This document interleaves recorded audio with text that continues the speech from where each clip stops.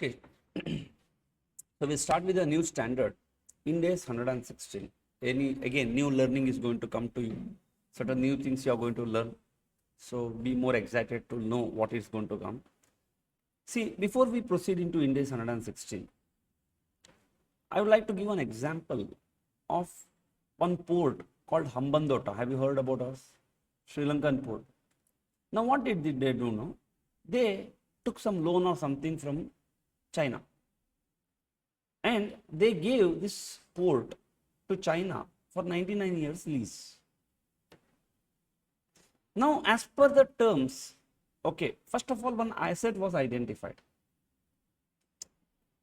Now, tomorrow if they default to repay the loan, can they say that I cannot give you Hambantota port, I have got some other port, can I do that? No, that contract, that is what we have to look into the contract now. That's called a substitution. Now, probably no. China says, no, Baba, I'm not going to permit that. I want that particular port only. That's why I gave you loan. If other port, I'm not interested. Now, because of that port, is there any economic activities possible? Obviously, no. Otherwise, why China is mad or what? It's a Chinese investment. Now, 99 years you have taken lease. You will do certain economic activities. Now, what economic activities you do? Whatever it is, when the cash flows comes, are you going to enjoy that cash flow fully? Yes, because you as per that is your asset. You are paying lease rent. Finish.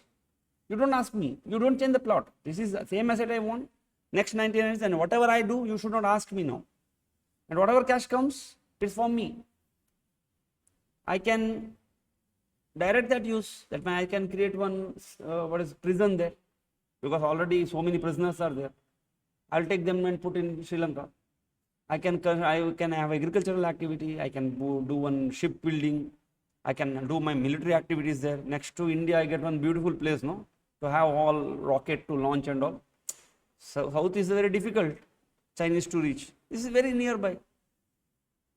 Now, can India go and tell Sri Lanka? Sri Lanka is a different country there. That means literally I can direct it for any purpose if the contract permits. Now tell me, students, this particular piece of land literally for next year has become Chinese land, no? You go to the substance, literally without war, they have extended their base. It becomes a Chinese land now. China can do anything there as if they are doing in their home country. Sri Lanka can object some 2-3 aspects, but not that substitution. It is called a protective. To protect something, they may say, Baba, don't carry on nuclear activities here. It may tell.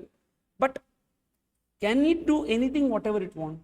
If yes, if the answer is yes, then this is not a lease of our traditional lease. This is an asset, a right to use an asset. And we call it ROU.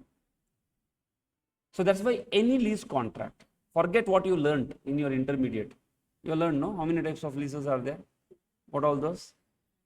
Finance lease and operating lease, forget. Not there. It is there. For whom? Lesser.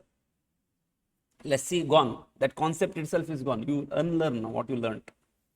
The lessees, is there a lease or is there no lease? That is the concept now. Now, new lease accounting will come something like this. If there is a lease, on the liability side, lease liability is going to come into picture. On the asset side, ROE asset is going to come picture. If there is no lease, both are not going to come, and it is considered like an operating lease. Whatever lease rent you pay, you charge to P&L account. But if it is not an operating lease, say it's like a finance lease, they don't use that word in here, then you have to recognize that asset in the balance sheet. So this is going to change the structure of the balance sheet, Baba. So many people, so many companies. Because they are telling, sir, I am taking it on lease, but literally you are enjoying it as if your own asset. Then why don't you bring that substance into the balance sheet? Why you are taking off balance sheet financing? You are taking a finance, no?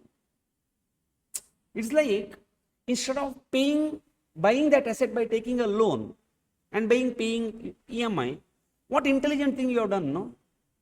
You have taken it on lease. Literally, it is your asset. You are not showing in the balance sheet. That whatever EMI you are paying, no, you are routing it through P&L account. How can I permit it? Accounting standard helpless. All this test and all were not there. But in this, I am not going to permit. That's why any lease contract, I am going to test whether it contains lease or not. So you are curious to know what all those conditions. Yeah, because obviously questions will come in such a way in your exams, probably going forward, because there are some MTP questions, whether unless, okay, I will show you some questions. It is like, we find it very difficult, we get a total different perspective. We think it's some transaction, but it ends up like a lease. So there is no more rent expenses, rather we will have a depreciation on this and unwinding of the discount on this. Okay, so what we are going to cover, there are only 24 questions. Nice, no? Maybe today, tomorrow by tomorrow we should be able to finish. We are talking about some basics. Theory, very important, very fundamental, because theoretical questions can come. Lease accounting by the lessee, which is the heart of this particular chapter. Lesser accounting and the transition. Yes, so let us understand the basics part, very important thing. Now, what is this lease basics? What we are going to discuss? We are going to discuss what is lease. Because the question here is not operating lease or finance lease. Is there a lease? Is there is no lease? What about the lease and non-lease components? Because you may mix beautifully non-lease components also. You may have a single contract where there is a lease also, there is no lease also. What about the term of the lease? Because when you talk about the lease liability, term is a very important factor. Contractual obligation comes there. And what about the lease payment? What all the elements I need to include in this lease? Okay, now what is a lease? A lease is a contract that identifies the asset, and on that asset you have got a right to use. Okay, make one chart of your understanding, whatever you understand here. The lease is identified as a contract that conveys the right to control the use of the identified assets for a period in exchange for a consideration. It's a contract where I get what? I don't get the asset. Then it becomes an outright purchase. I get a right to use the asset. Now, again, individual components we need to discuss now. So, at the inception of the contract, the day you sign the contract, you have to test whether it is lease or it is not a lease. Now, what do you mean by identified assets? What do you mean by an identified asset? An arrangement contains lease if there is only an identified asset. If the asset is not identified, there is no lease. Whatever lease rent you pay, you take to P&L account. An identified asset can be explicit or implicit. For example, customer enter into 5-year contract to use a car, and the specifications are mentioned, but the car is not yet produced. Implied. But I enter into an agreement to use a car. It can be any car. No, it is not a lease. It should be a specific, very specific. An identified asset must be physically distinct, either entirely or in portion. Like when I told Hambandota port, it was a very distinct asset. It was not any port. You give me any port? No, it is not lease. Asset is not identified. If not physically distinct, like if I tell about the portion, like in Hambandota one sector, one portion, it must represent substantially all the capacity of the physically distinct asset. If that port's substantial portion should be that sector 1, so that I can get the economic benefits. For example, lease agreement to carry oil through lesser's pipeline. Okay, you have got one pipeline. I will enter into lease. What is that? Can you give me your pipeline to take my oil also? Understood the question here? That means I am not taking your entire pipeline. During this time, you permit me to take the your pipelines to take my oil. So that means one portion I am using. But that time, what I am going to take, if it is substantial, then as if your pipeline I have taken. You may not recognize that asset in your books. So it is going to substantially change it, students. Followed, no? Where the lessee gets 95% of the oil movement through pipes. Arre Baba, then that means asset is yours. I am using as if it is mine. Then it becomes an asset in my books actually, which was not there previously. And what I used to do, I used to avoid it, bringing assets into my books. Why? Because if I bring asset into my book, I have to bring loan also into my book. If a moment I bring loan into my book, my debt equity ratio is going to change. The moment debt equity ratio is going to change, I become a highly leveraged company. Then tomorrow if I have to go to a bank, banker will say, Baba, you are already highly leveraged. You are more risky. My expectation from you is more. Because you are already exposed to so many liabilities there. Financial obligations are there for you. I avoided it, simple. I went with the lease. And whatever lease rent I used to pay, I used to say this is my lease expenses. And your ratios are very fantastic. Only equity capital, no liability only. But actually, you had one obligation on your head. For next 10 years, you can't cancel this. Even though you don't use it, you have to continue to pay the rent. You understood the intention, students. This is the substance. Huh? Why we are bringing this standard. Why there is a need for this standard. Now see, nobody can escape it. Simple. You can't escape. You can't take this off balance sheet financing now. You take such type of financing, better bring it into the balance sheet. 95. Problem is what you know. Everybody would like to bring the asset. With the ROU asset, no, nobody has got any headache. Nice, no, Baba. No. Do you want to bring so many assets in your balance sheet? See, I also prepare sometime, okay, my balance sheet. I feel very good sometime when I look at the asset side. Oh, I have got this, I have got that, my asset is invested there. Oh, feels good. The moment I see liability side, that tells me what it is actually. This is coming from where? Who is contributing this? My headache comes along with this ROU, one lease liability comes. Even though I am enjoying this right, I have got an obligation for this right, which was not coming in the balance sheet. I want to avoid this, but now no choice. So that's why I have to test it. An asset is, okay, there is no identified asset if the supplier has substantial substitution rights. What is this substitution rights? For this there are some conditions. Substitution means I will not give you this, I will give you something else. Then how it is becoming my asset? Because, okay, when do we test? When do we say substantial? When he has got a practical ability to substitute alternative assets throughout the period of the use. Like I have taken this room on rent. I want to construct one hotel here. And this room has got a nice sea view. Now, the contract terms say that, look, I want this room for next 10 years. So that I can invest on my asset, I can start marketing. But the moment the guests come here, owner comes and calls me, Baba, I am not going to give you this room, I will give you that room. You followed, no? That's called a practice. Can he do that? If he does, I am doomed, no, Baba. My all investments are gone. No guests are going to come here. Or the supplier would benefit economically from the exercise. From the right. See, he has got that right to do it. But sometimes what I can do, no, I will put such a restrictive conditions. I say, look, sir, if you want, you can change the room. But whatever cost I have incurred till now, you have to pay me. You have got a right, practical right, but economically it is not beneficial for you. Then you don't do it. So if I have got such terms, and that's why understanding terms and conditions is very important, students, because if such conditions are there, then literally what I need to figure out is this asset is your asset? Can you enjoy it like your asset for next terms of the lease? Yes, recognize ROU lease liability. No, recognize into expense.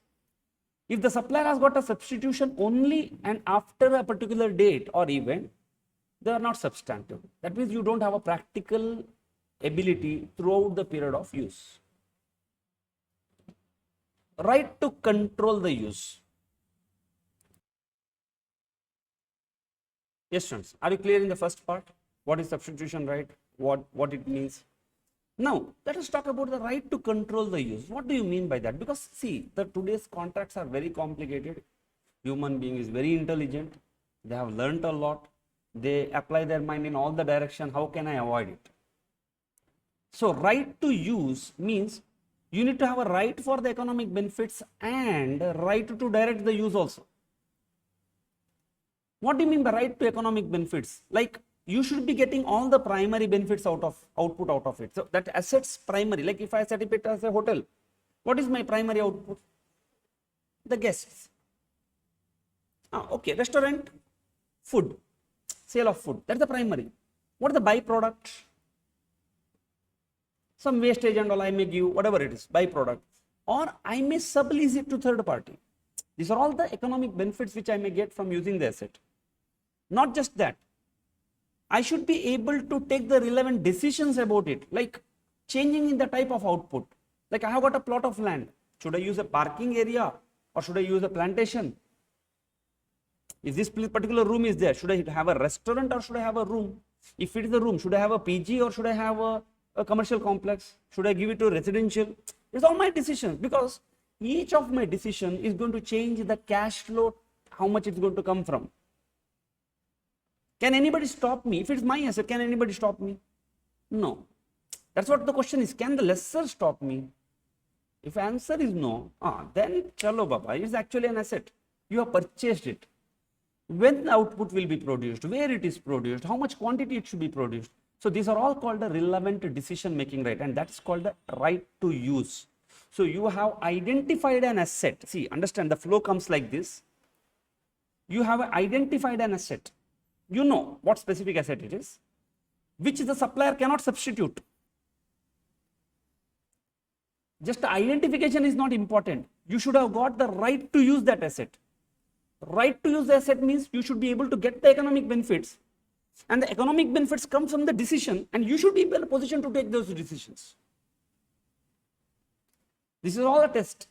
Now contract conveys the right if both the below two conditions are done, that is, you have got the obtain all economic benefits, that means you do not share it with the lessor, then okay, what if it is like this? I have got a room, I have taken this property on a whatever lease or whatever, any contract, but 50% of this rental income I should share with the lessor. Then I may call this arrangement as a joint arrangement. Then I have to see, is it a joint operation or a joint venture? So from the lease it will turn into joint arrangement now. Followed, no? So evaluation goes like this, and I need to have a right to direct the use. So now the last question comes. If the customer has got the right to control the use only a portion of the term, that means only for 2 years, then the contract contains the lease only for the 2 years only. No doubts, no students? Okay, now question comes. What if the relevant decisions, like when to produce, where to produce, what to produce, how to produce, if these decisions are predefined, then so you identify an asset. Second condition is what? First condition is identifying the asset. Second condition, you have got the right to use. Right to use means you are going to get the economic benefits, and you take the decision about that economic benefits from which source it is going to come. But if it is predefined, say for example, how you can be predefined? Through a contractual restriction or through the design of the asset. Like I have taken one tanker or truck on lease, but my contract says that you can carry only cement through this. Chalo, I got a contractual restriction. That means how, when, where, it is restricted now. I can take only cement. I cannot take somebody's house property, shifting and all, I cannot use. I cannot take mud. I cannot take stones. I can take only cement. Or I can design the asset that I need not take only concrete. Other than concrete, you cannot take anything there. This is called when the right to use is predefined. Then lessee has got that right. If he operates without any interruption from the supplier, supplier can just say, okay, take cement. Can you tell me how much, where not to take, how to take, when to take? No, if I do that decision, or if I have designed it asset to get the benefits, so I have to take a cement, no? That's why I have enclosed it fully, which is meant for take cement only. then I will consider I have got a right. But the moment you talk, I have got a right, one more rights of the supplier comes called a protective rights, which is different from substitution rights. Who is having substitution right? Lesser. Who is having protective rights? Lesser. What's the difference between the two? In substitution right, I can substitute the identified asset. In protective right, I cannot substitute it, but I can put restrictions on it. I tell that, look, you take my vehicle anywhere, but don't take that Naxalite area. You put any vehicle, but this vehicle has to be driven by the person who is holding the license. Now, is it going to restrict my use of the asset? And can I say I don't have a lease? No, need not be, because it can be such rights in isolation do not prevent the lessee to direct the use. So such rights includes compliance with the laws and regulations, restrictions on the maximum usage, specific instructions to operate, how to operate. Otherwise, somebody, you give my vehicle to somebody else's hand, that makes accident happen. No, I know you are going to reimburse, but it is my vehicle, no baba. Restriction on where the asset can be used. Okay, but protective rights don't stop you from enjoying the asset. So you want the substitution right? No, no lease. Protective rights? Yes, there is a lease. Okay, first thing you need to check, is there any identified asset? If the answer is no, no lease. Yes, there is an identified asset. Does the customer has got right to obtain all the economic benefits? No, no lease. Yes. Then, do you direct how to use and take the relevant decision? No, no use. That means these two conditions are right to use. Now, if it is the predefined, the right to use is a predefined. Now, question comes, who is operating it? Who has designed it? If the supplier has designed and supplier is operating with the instruction, no lease. But if the customer is operating it or customer has designed to get the economic benefit, yes, it contains the lease. So first thing you need to check is there is a lease or no. If there is no lease, whatever lease rent you pay, charge to P&L account. Entries, lease rent expenses account, debit to bank. But if at all there is a lease, then you have to recognize the lease. What is your accounting entry? ROU asset account debit to lease liability. Now how to initially measure? Now comes question, initial recognition, initial measurement, subsequent measurement, all those things are going to come here. See, for all balance sheet items, you will find subsequent measurements. Initial measurement, everyone. Okay. Now, do I have any exemptions? That means it is a lease, but I don't want to treat it like a lease. That means it will fulfill all the conditions, but I don't want to take it as a lease. Yes, the standard says, look, I will give you two exemptions. See, understand students, there is something called exemption. This is called a practical expedient, options. Don't get confused. That means when I can enjoy an exemption, one, your lease is a short term. Like a hospital has taken one helicopter on lease, air ambulance. That lease is only for 8 months. Should I recognize the lease? Standard says don't do it. Why? Because see, lease means you need to discount the cash flows. You are taken only for 8 months, no. So forget it. I'll give you exemption. Even though it is lease, identified asset, you have got a right to use, when to use, what to use. In fact, that air ambulance, can I use, suppose it's lying vacant there. There is one exhibition coming. Can I use that air ambulance for rounds of the people? Can I use it? Who is stopping me? Where is the contractual restriction? See, for me, lesser is he concerned whether you take the patient or whether you take the people for rounds. Now, hospital things, see, I am not using this. I have taken this, what is that called, helicopter on lease. And I am paying lease rent and it is lying vacant there because nobody is opting for this. Now, I need some cash flow, no. So, what I will do? It's just one ambulance, one sticker is there. I will remove that. It is not an ambulance now anymore. It's just a sticker, no. Sticker makes the difference. So, whenever the exhibition happens, I will say, one round, 1,000 rupees. I will take you city of Mangalore, one round. Nice, no? Nice income, no? Can I do it? Who is going to stop me? See, if I can do it, it is lease. If somebody is going to stop me, say owner is going to stop me, it's not a lease. But I need not recognize as a lease because if it is a short term or a lease for low value assets. Like I have taken 500 bed on lease. One is helicopter, big value, but short term. Another is small item, like table and chair I have taken on lease. Contract value is big, 5 crore rupees. But the item is a very small, yes. If it is distinct and not interrelated or interdependent on other assets, then yes, you can take it on a lease. You can take an exemption. That means whatever lease rent you pay every year, you charge it to the P&L account.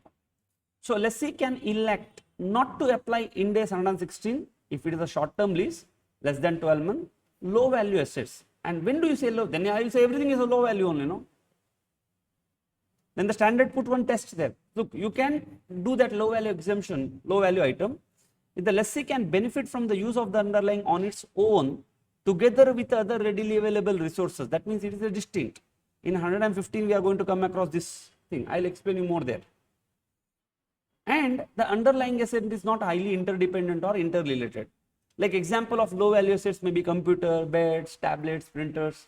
A lease does not qualify for a low value exemption if the nature of the asset is such that when new, asset is of not no value, like lease of cars and buses. You cannot apply low value exemption. It should be a very small value. If the lessee elects to apply the exemption, you should recognize the lease expense on a straight line basis or another basis into P&L. Are you clear, students?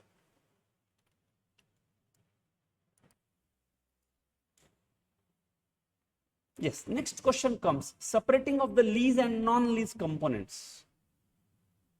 Sometimes a contract contains the right to use multiple assets and some of them are non-lease components. For example, customer may enter into use to truck and an earth mover. Both are required. Earth mover will take the soil, load it on the truck, tipper, for 5 years. Now, where the supplier also provides a driver also in the contract with the maintenance services. Chalo, next 5 years, driver is also given. I have to make one single lump sum payment. Every month you pay 1 lakh rupees for next 5 years. I will give you one tipper, truck and earth mover with the operators. And next 5 years maintenance I will take care. You put petrol, use it, finish. Does it contain a lease? Why? On what basis you say? What is the first condition? Is the asset identified? Yes. We know it is very truck and earth mover. Now tomorrow he may replace it. Is there substitution rights? No. Even though it is there, he may replace that truck with another truck. That doesn't make any difference. But a 10 metric ton truck is replaced with 5 metric ton. That makes a difference for me. Now, do I have a right to use? On what basis do you say? Sorry? I can use it for your, what is it called, economic activity. All the cash flow coming out of that is for me only. Now, all the relevant decision, who can take? What to produce, when to produce? But can I take what to produce, when to produce? What I will use this tipper for? What I will use this earth mover for? I will use it because it is predefined, no? Earth mover is meant to take the soil only. You can't transport the people there. Tipper, can you operate for taking the people there for trip and all? No. It is predefined. Then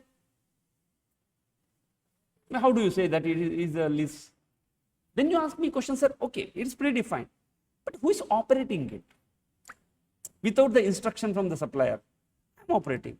That means, even though its design is predefined, I can decide where to take the earth, where to give. I need not ask, sir, one customer called me, I want to give this tipper and truck to that customer to do some excavation work. Can I give this? Will I ask lesser? No, that means it's my asset. Have you understood how to evaluate it? See, this evaluation is necessary, students, in your real life also. Because going forward, what you should look is going to change now. The way you look at something, some contract. Now, this is a mixed contract where there are 2 lease components. Correct? Now, what are the 2 lease components? 1 and 2. And two non-lease components, which is the driver and the maintenance service. The entity shall separate individual leases and non-lease components. So what should I do? I should bifurcate. If I am paying 1 lakh rupees single payment, I have to bifurcate this into lease and non-lease. Non-lease will go to P&L. Lease, I will find out the present value and prepare the asset, whatever, ROE asset. Now, can benefit own on the use or not highly interdependent? Separate individual leases. Okay. Now, in this lease, should I bifurcate? See, you have got a lease and non-lease. But in this lease, there are two leases, no? Truck and tipper. Should I separate it or should I take it as single? On what basis you say? If I take a trip, this truck and one house, I'll pay single 1 lakh rupees. But I will take truck and one, what basis you say? Then you say that, can you benefit on the own with readily usable and highly interdependent?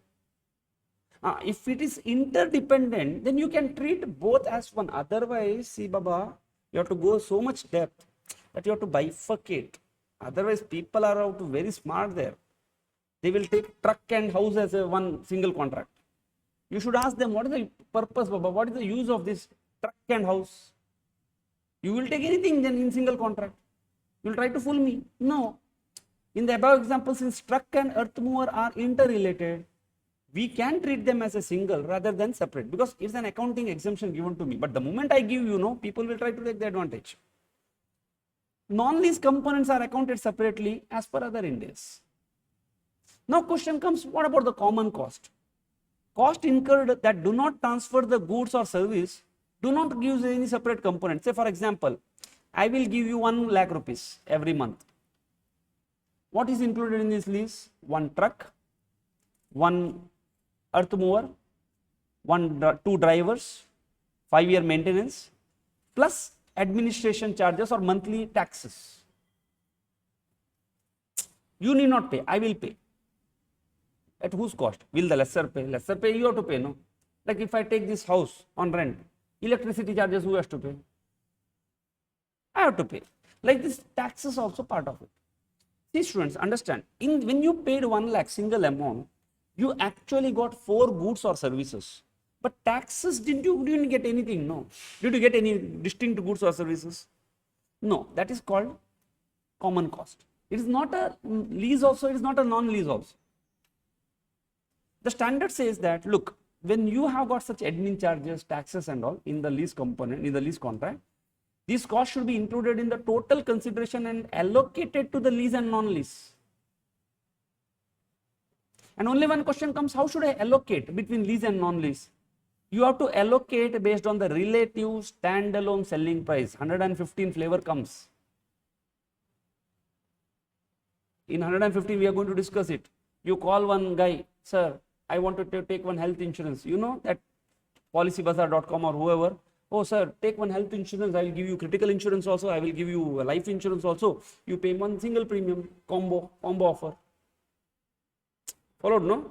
That means there are multiple components. But I should distribute. Then your more will offer 50 paise, 1 kg sugar. If you buy worth 500 rupees. What you should do? See, that is what 115 is going to talk about. That's why I like that 115. Very clearly, whatever you do, they will go to the substance and try bifurcate. No, don't allocate, do it individually. Then they say that, look, if you cannot observe the standalone price or SSP, you have to estimate this. Now they give one practical expedient. They say that, look, you can elect by the class of underlying asset to account each separate lease and non-lease as a single. Because sir, you say, sir, again, should I do accounting or should I do my business? Lease it seems, non-lease it seems, separate, tax, over allocation. No, I will not get an accountant, or accountant will ask me 50,000 rupees. Then the standard given one exemption, this relieves the obligation to perform pricing allocation. See, students understand, till now we have come across with the 2 exemptions. The one, don't get confused here, because see, this is called a practical expedient.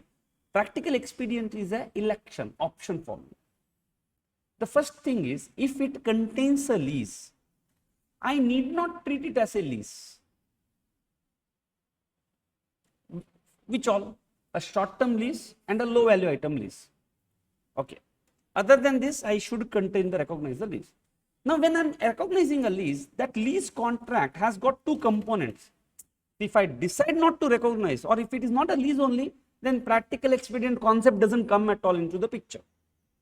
But if it passes that test, identified asset, right to use the asset, no substantial substitution right, no protect, okay, all those tests it passes and say, yes sir, there is a lease.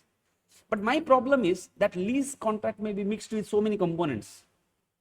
Then I have to separate those components. It can be lease 1, lease 2, non-lease 1, non-lease 2. Now this lease 1 and lease 2, if they are interrelated, I can treat it as one. Non-lease are different. All the non-lease will go to the P&L account. Distribution upon based on SSP. But if you want, what you can do, entire contract, you can treat it as one lease rather than sitting and bifurcating. So if you pay 1 lakh for next 5 years, take the present value of 1 lakh for next 5 years and pass entry ROU to lease liability. If you don't want to do, see, this is going to create a problem for you. Why? Your liability is going to increase. Then what you will do? No sir, I don't want this exemption, practical expedient. Let me bifurcate. So instead of doing 1 lakh's present value, this allocation comes to 60,000, 40,000.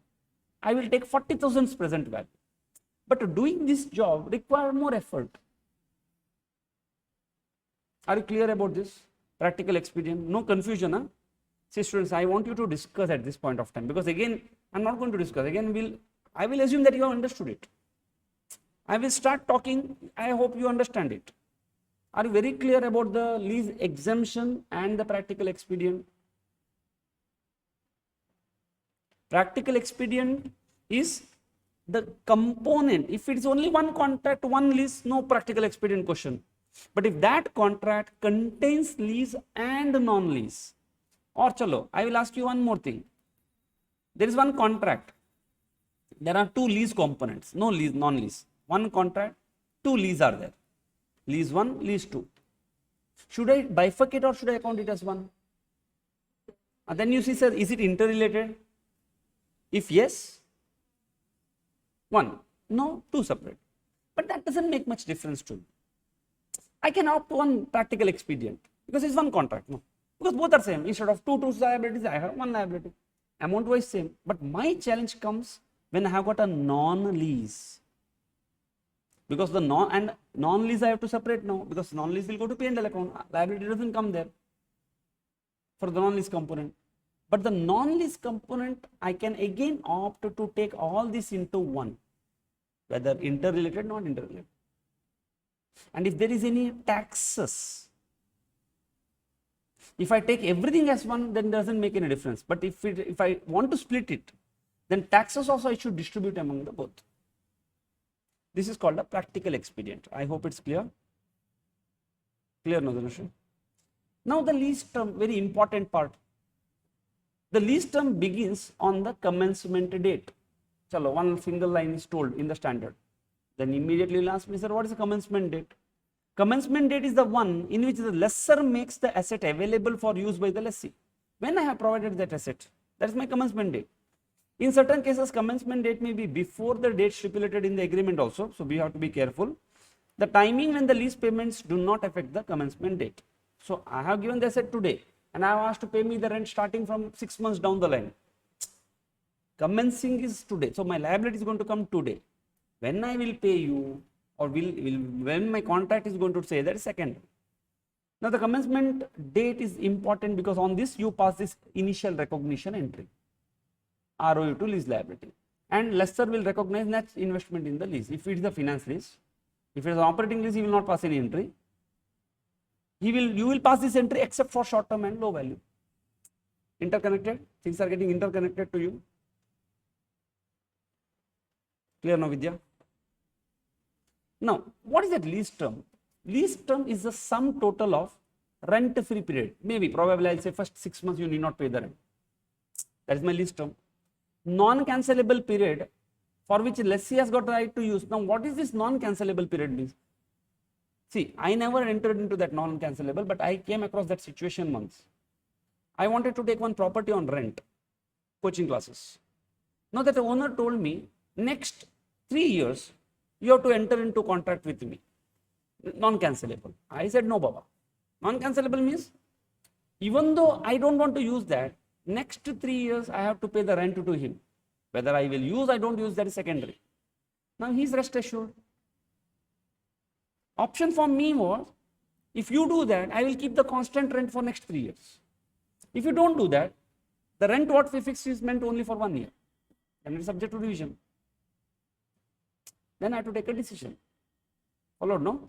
So none of the parties has got the right to terminate, or only lessor has got the right to terminate. That is non-cancelable for me. I can't cancel, he can cancel. Or periods covered by an option to extend. That means 1 year, but there is an option on me to extend. And I am very much certain that I am going to exercise it. Then it is, my lease is 5 years. Or period covered by the option to terminate, and I am certain that I am going to terminate. Or I am not going to, sorry, I am not going to exercise that. That means I can include that. Termination if I am going to do, no, not to be included. Suppose the term of the contract is 10 years. And the non-cancelable lock-in period is 6 years. That means 6 years rent has to be paid, whether you use it, you don't use it. Now after, okay, now in this case, tell me, on how many years my liability is sitting on my head? You say, sir, 6 years. Because on day one, the day you sign the contract, you have got a liability to pay the cash, contractual obligation to pay cash for next 6 years. But this is that next 4 years, what is that? Termination option is with the lessor.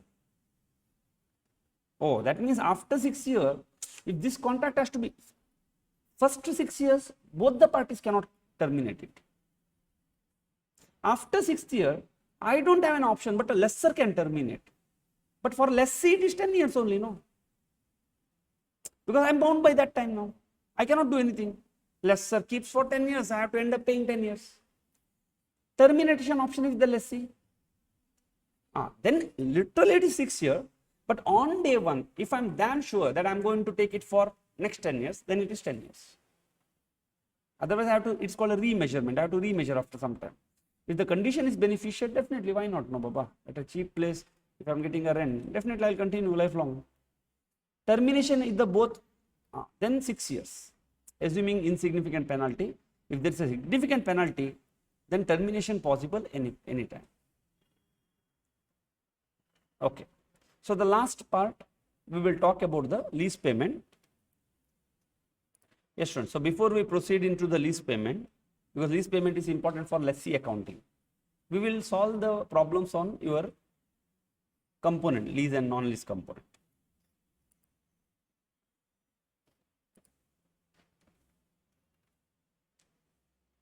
Okay, take out question number 1.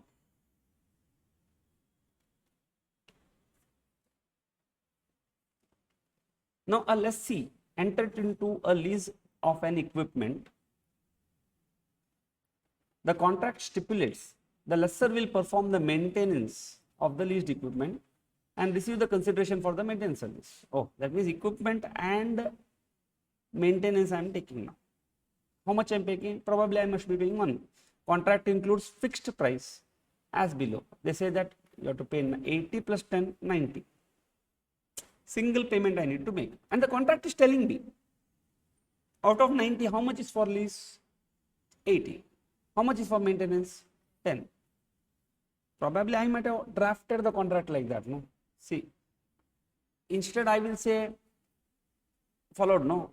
If I want, I can say lease is 20, maintenance is 70. Does it make any difference to the lessor? Lessor says, whatever, Baba, for me what? You write it. If you have got advantage, you do it.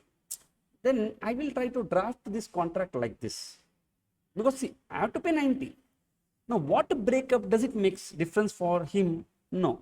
But for me, it makes a difference. Because this is a lease, I have to find out the present value and create a liability. This is a non-lease, I have to charge to the P&L account. So to avoid a liability coming into my books, what I may do, the non-lease components cost I may increase as per the contract. But standard says don't look into the contract. Look into the substance. Assume that the standalone prices cannot be readily observed. That is the auditor, what he did, he started to look into the SSP. Lessee makes an estimate in maximizing the observable information, and he says that the lease is 85, maintenance is 50. That means 1 lakh, if I would have taken on a standalone basis from this lessor, I would have told this lessor, sir, I don't want, again, this is 115 flavor, 115 works like this. If I would have gone to the lessor and told, sir, I don't want maintenance, give me only asset. At what value you would have given me? 85. Or he is doing maintenance very well. I have taken property from somebody else. And I'll go to this guy and say, sir, can you maintain my assets? How much you would have charged me? 15. But since from both I took combo, will come with the discount, no? He gave me 10,000 rupees discount. Whom should I allocate this? I should allocate, no? That's what we need to verify now. That's called SSP comes into picture. In the given scenario, see, read this language. Lessee has not opted for practical expedient. What is the meaning? Which option? This is not exemption. This is practical expedient to separate lease and not lease. Have you opted? No. That means you have to separate now. If at all in question comes that lessee has opted, then all this exercise you need not do. You say full 90,000 rupees present value you are going to find. Are you clear? How will the lessee allocate the consideration into lease and non-lease? Okay, right. Transaction price allocation. It's very simple. We'll maintain the same. How much you will give to lease?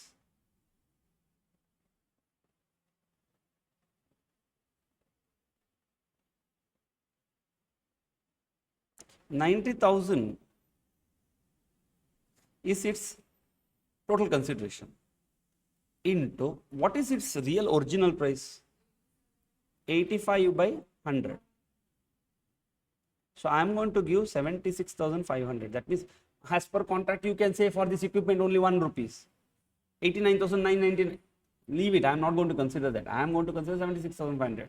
For maintenance, 90,000 into 15 by 100 gives me 13,500.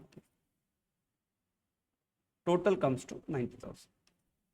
So I am going to find out the present value of this and pass one lease entry, lease liability, RO asset account debit to lease liability. And going forward, I will be paying 13,500 as a lease expenses. Now, what type of accounting entries are going to come?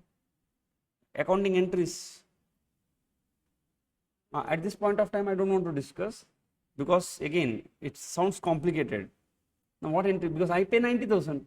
Out of 90,000, I have to make 1-2 split there. One leg goes to one amortization schedule. Another leg goes to this lease expenses of 13,500. So my CCF for the amortization schedule is 76,500. Contractual cash flows are there, no? Follow? Yes, anyhow, we will do as we proceed further, we get a better understanding. Ultimately, this concept should be very clear to you. Now, entity X enter into a lease agreement with the entity Y to lose the entire floor of one mall for a 9-year. Entire one floor I have taken. What I can do, I can sublease to so many other people. How much is the lease rent? 70,000 rupees is the lease rent payable at the end of the year. Now, to carry out the operation smoothly, I also entered into one more agreement. Oh, there are 2 agreements. It's called a facility arrangement.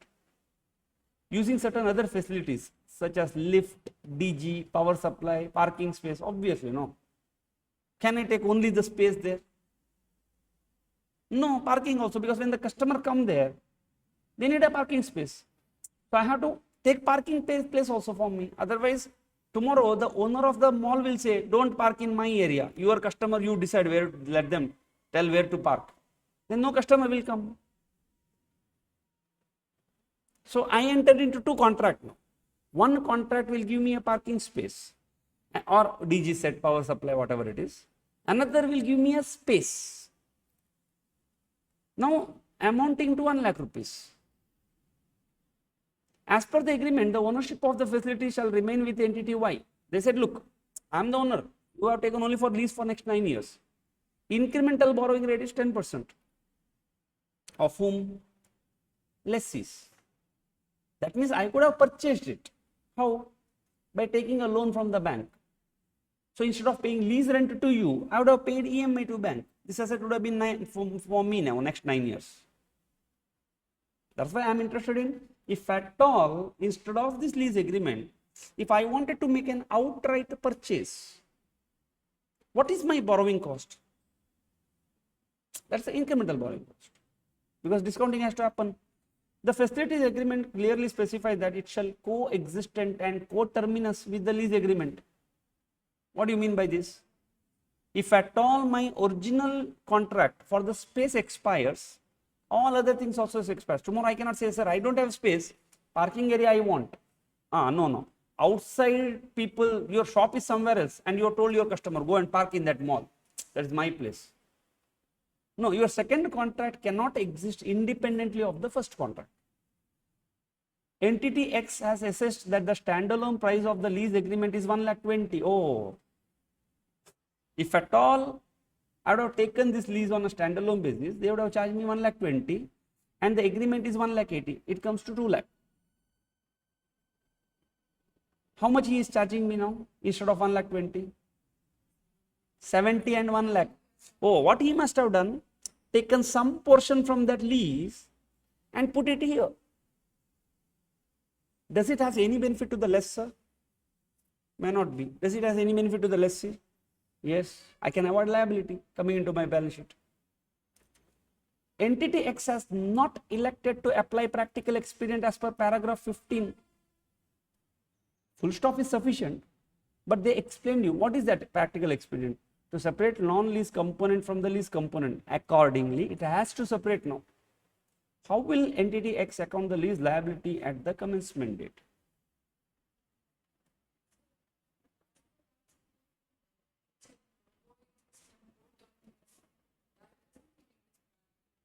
No, it is not a practical. It means that the second contract is related to the first contract. See, generally, in all my example, I used to say, look, you have got one contract and single payment. But you see, here there are two contracts. But the second contract is connected. Then you can very well ask, sir, then why you? And you could have entered into one contract. No. Go and ask management.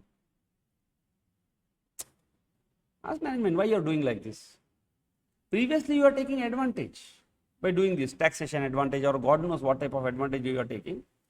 But since now I am coming into picture and go to the substance, tomorrow taxation department will become alert. Today's day they may not understand our accounting, but tomorrow once they realize that we go to the substance and bring out the substance, tomorrow they will not say add back profit as per P&L. They may say that take the profit as per P&L, multiply 30% tax liability. Just a matter of adoption. They should realize that what we are doing here. If that day comes, then it becomes a terrible day for the organization. Which organization? Who don't want to enter into fair value transaction, who want to hide something. Is this fair value transaction? Just because he got 70,000, if I go, will they give me 70? No, because that extra is loaded somewhere else. That's why it is an off-market transaction. Off-market, no, both the contracts are off-market. So what we do here, we try to figure what is that, is it connected? So we try to bring out. Now when we pass the entries, no, now people will understand what exactly happened here. You can't simply hide it. Okay, so we'll write this solution because in exam they may ask you analyze or something. Entity X identifies two components. What all those? One, lease of premise, which is an identified asset. Second, non-lease components, which is that power backup, maintenance, cleaning. Did I receive any benefit? Obviously. It is not like a tax. When they clean, it is good for me. My customers, it is good. When power backup is there, it is good for me. I received some service. However, what happened? Entity elect not to apply practical expedient. What does this practical expedient means? Suppression. That means I need to allocate. Therefore, allocation happens based on SSP.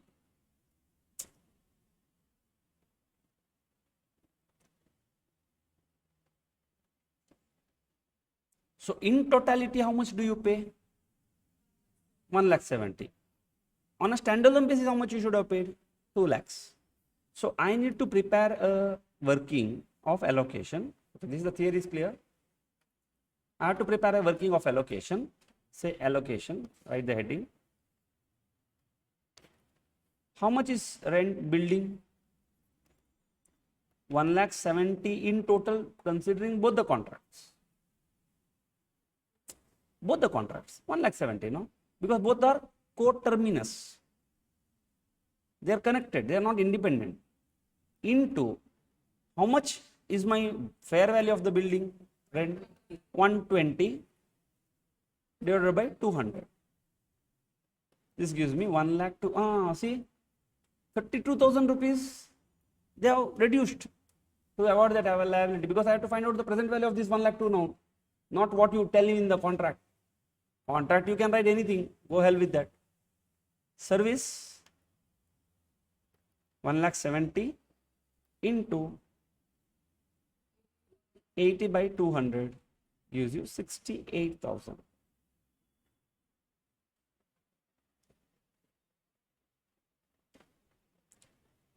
The incremental borrowing cost is 10%, which is used as discounting factor. Because if at all I wanted to use it like a real owner, the other option other than lease would be to outright purchase. But to do that outright purchase, I should have borrowed from the bank. In that case, what entry I'll pass? Instead of this lease, see, by using this lease, I get to enjoy the right like a owner only. Alternatively, if I want to enjoy that, what is my other alternative? Go and buy it. And if I buy it, I don't have a cash. What I should do? I borrow from a bank. If I buy by borrowing from the bank, what entry I would have passed?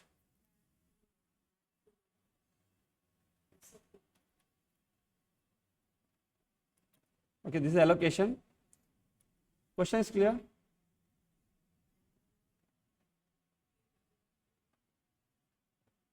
Bank to loan, PPE to bank. Bank you remove. Your entry will be PPE to loan. Loan is a financial liability. Okay, or I will like bank PPE to lease financial liability. In the form of lease you enter, no? For this component, what entry you pass? ROU to lease liability. Where do you show ROU? Immediately next to PP. PP below that ROU. Means the nature, substance is like ROU, PP only. Where do you show this lease liability? Next to the financial liability. But I don't show every lease like that. If a contract contains lease, then only I show like this. And that evaluation passed through that test. Identified asset, right to use the asset, predefined, substantive right, protective rights. Then I'll do this. Followed, no? At what rate I will use? My incremental borrowing rate. That's the top priority. If that is not available, then I would have gone for the implicit rate or whatever. We'll see. Which rate to give priority, we'll see later. So I need to find out, so the lease liability will be, right? Lease liability, you have written, no? Now I'm going to use the discounting. You have written, no? Some story, discounting is going to happen. What is my lease liability? 1,02,000 into what is, do you have got a present value factor or present value annuity factor? Annuity factor. This amount, how many years I am going to pay? 9 years. Is that cancelable? Question is silent. So that means non-cancelable period it must be. That means I am going to use 5.758, which is present value annuity factor at 10% for 9 years. 5,87,316. This is the accounting entry we are going to. I'm going to pass an accounting entry, lease liability, ROE to lease liability for 5,87,316. Alternatively, if I have purchased with the deferred payment, same. Deferred payment also I would have done. In PP, we would have done that. I will find out the present value of the future cash flow. That is my cash price. This is my cash price. If I have to do an outright purchase, this is what I should have paid. Further, rupees 68,000, that non-lease component for NCL, non-lease NLC, non-lease component is charged to P&L as and when incurred. So did you explain the accounting, students? What you are going to do? This is the lease liability I am going to recognize, and that lease expense I will charge to P&L. Now what to do with this lease liability? Accounting will still further goes. Now right now our job is what? Allocation only. How to account this lease liability? Did they ask me? No, question is very simple. Then I should explain that ROE asset I am going to depreciate. Now second question comes, for how long? When depreciation rules become applicable, the life of the asset or the lease term, whichever is higher. This is not like normal depreciation of our PP. Lease liability, what you are going to do? I am going to amortize it. Followed? Yes. With this we have understood. Now we will go to the important part called the accounting of the lease by the lessee. For this, we have to discuss about the lease payment. So now we will discuss about the lease payment, and from now onwards, initial theory is meant for theoretical questions. This theory is meant for your practical questions. So you understand this theory very well, you understand the questions very well. See, now in the previous session we discussed, yes, there is a lease, and then we have to find out the present value of the lease. It was a very simple question for you. Why? Single one payment, 70,000 or 1,70,000. But generally it cannot be like so simple as that. No, there can be different type of component. So only one question we need to ask. When I enter into a lease contract, there can be different types of payment a lessee will make to the lessor, which is unavoidable, which is sure going to happen. That's my present value of the future obligation. No, it's something, if I can avoid it, then why I should find out the present value of it? Whenever I pay, I will account it. I have to recognize liability only that component or that portion which I cannot avoid in the future. Now, for this, no, the standard has given you 5 components. A lease payments consideration by the lessee for using of the right. So it can contain only 5. So any question in the examination which they ask you, you have to look among these 5, which components are there. Maximum cases they will give you 1 or 2 components, but probably they may add more components. No, 2. That is conceptual. Now it will have, in that also maximum is fixed, like the previous question. 1,70,000 we will pay. Or there can be, and if there is an incentive, you have to deduct that incentive. To enter into lease, I might have got certain incentives. There can be a variable payments, but that variability is depending upon index. Then only I should be including it. Exercise price of the purchase option, I should include in my liability. Penalty payments, if I am certain, I should include, or residual value guarantee. Okay, what is this fixed payment? It's a fixed amount of cash. It may vary from time to time. Like I enter into 9-year contract. What is my lease rent? Every year 1 lakh rupees. After 3 years, it is 2 lakh. After 3 years, it is 3 lakhs. It's a staggered payment. Is it a variable or fixed? Fixed. On day 1 only I know. It is variable on time, but not, I don't know that today what it is. That is my fixed term. It can be fixed over entire interval, or it may change over time, or one new element called the in substance fixed payment.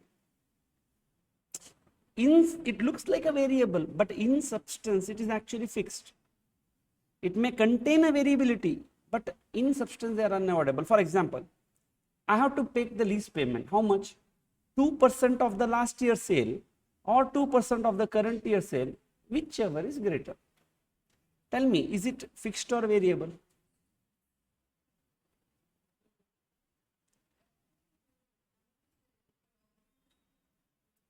How much is fixed?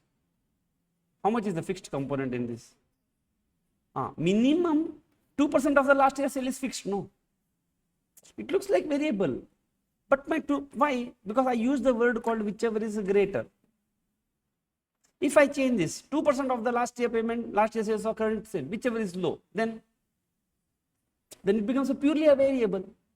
By this year's sale is no lease payment, whichever is lower. No. Understand the difference in the language there.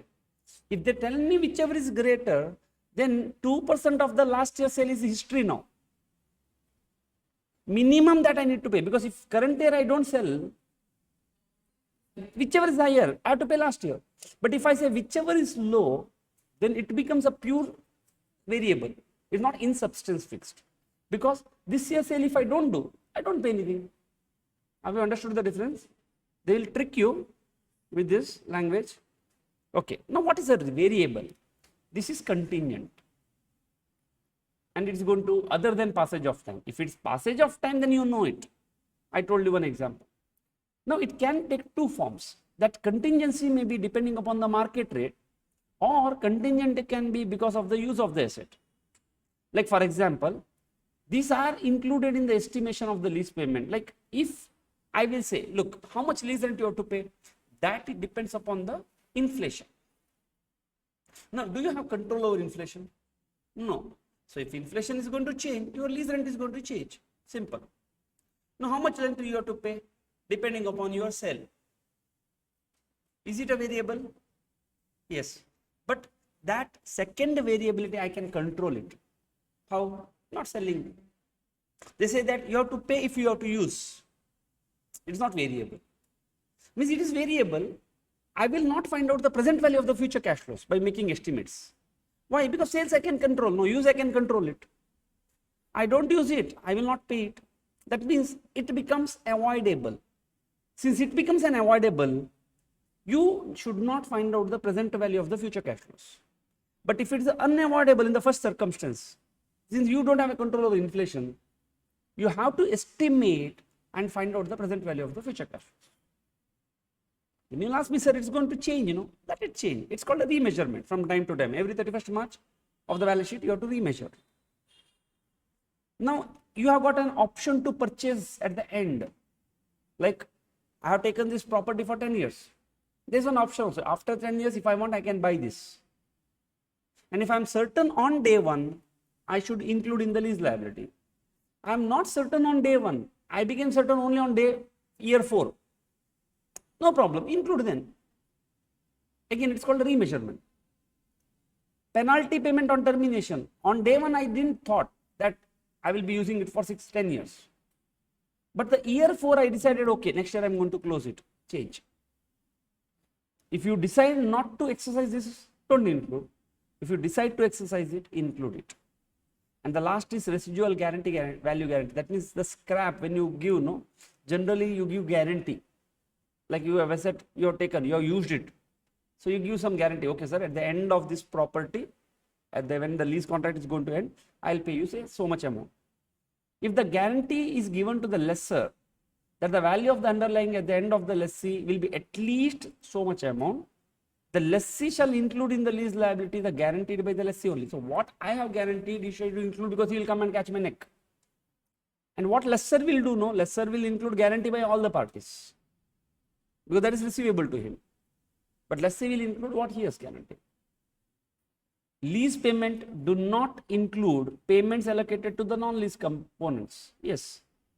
When we talk about the present value in the previous question, you took the present value of only what is allocated to the lease, not to the non-lease.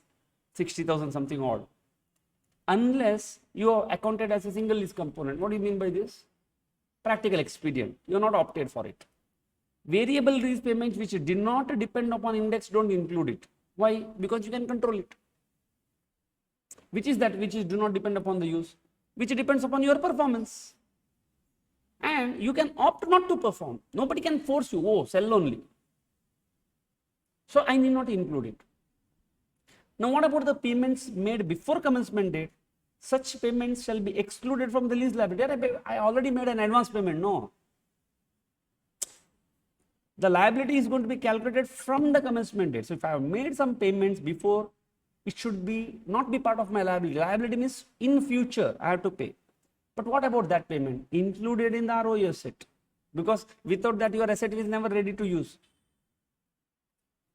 Cost incurred by the LSC for the construction design of the underlying asset before available for use by the lessee shall be accounted as per the applicable standard. It should not be included in the lease liability or ROE asset. Like I have done some construction, I have taken this house, I put the fan. Should I add this fan to the cost of ROE asset? No. What I will do? This is my property, I have taken on lease. This fan, how should I account? This is this fan, will it come for more than 1 year?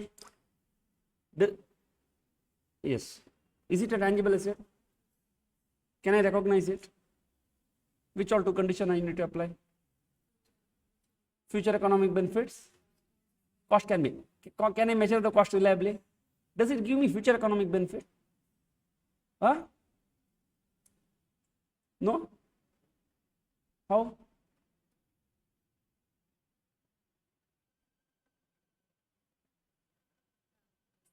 Yes, no. Why? Because I put the fan. And imagine my classroom, no fan only. You say, sir, online class you give me. I'll not come here to study. Now, this fan on a standalone basis will not earn cash. Just I put fan and come pay me money, come and sit here. Will you do that? No, on standalone basis you will not do. It will earn cash along with the related asset. Computer, table, chair, faculty, projector. Now, what we call for this? We call it cash generating unit, CGU, which in Ind AS 36 you are going to learn how to account that or how to check the impairment. Followed, no? But still cash, it is earning cash, not on a standalone basis, but as a part of the CGU. That's why I recognize it as a, which standard? PPE, Ind AS 16. And I will charge depreciation. Which model I should use? Cost. Revaluation, because it makes no sense, no? So I'll go for a cost model. So what about the initial direct cost? In the recent examination they asked. Yes, please.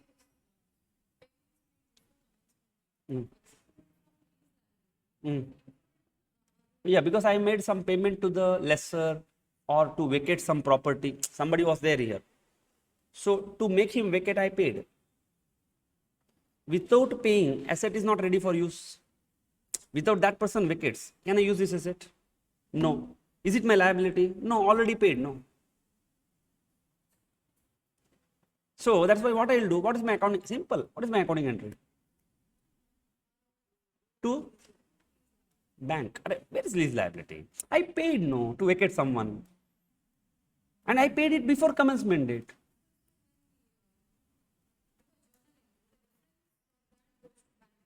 Not different. There is no lease liability only. No, lease liability is when? What is liability? Something you have to pay in the future, not right now. Right now only if you paid, where is the question of liability, Baba? When we talk about a financial instrument, your contractual obligation to pay cash in the future, that you discount. That's why they said if it is less than 1 year, you can take one short-term exemption. You don't need to discount that 8 months cash flow. Are you clear? So if you make payments before the commencement date, without that the asset is not ready for use. So make it part of the asset. But it's not your liability anymore, because what happened? Cash went off. So ROE asset account to bank. Are you very clear? Very good. I really appreciate for you to participate, ask more question and understand. Again, it's an opportunity for both of us. Don't miss it. Now the initial direct cost.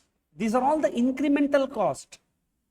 In recent examination they asked you, this or 115, I'm not sure, but both are similar. Obtaining the lease would not have been incurred if the lessee has not obtained it, if the lease had not been obtained. That means these are all called a direct cost.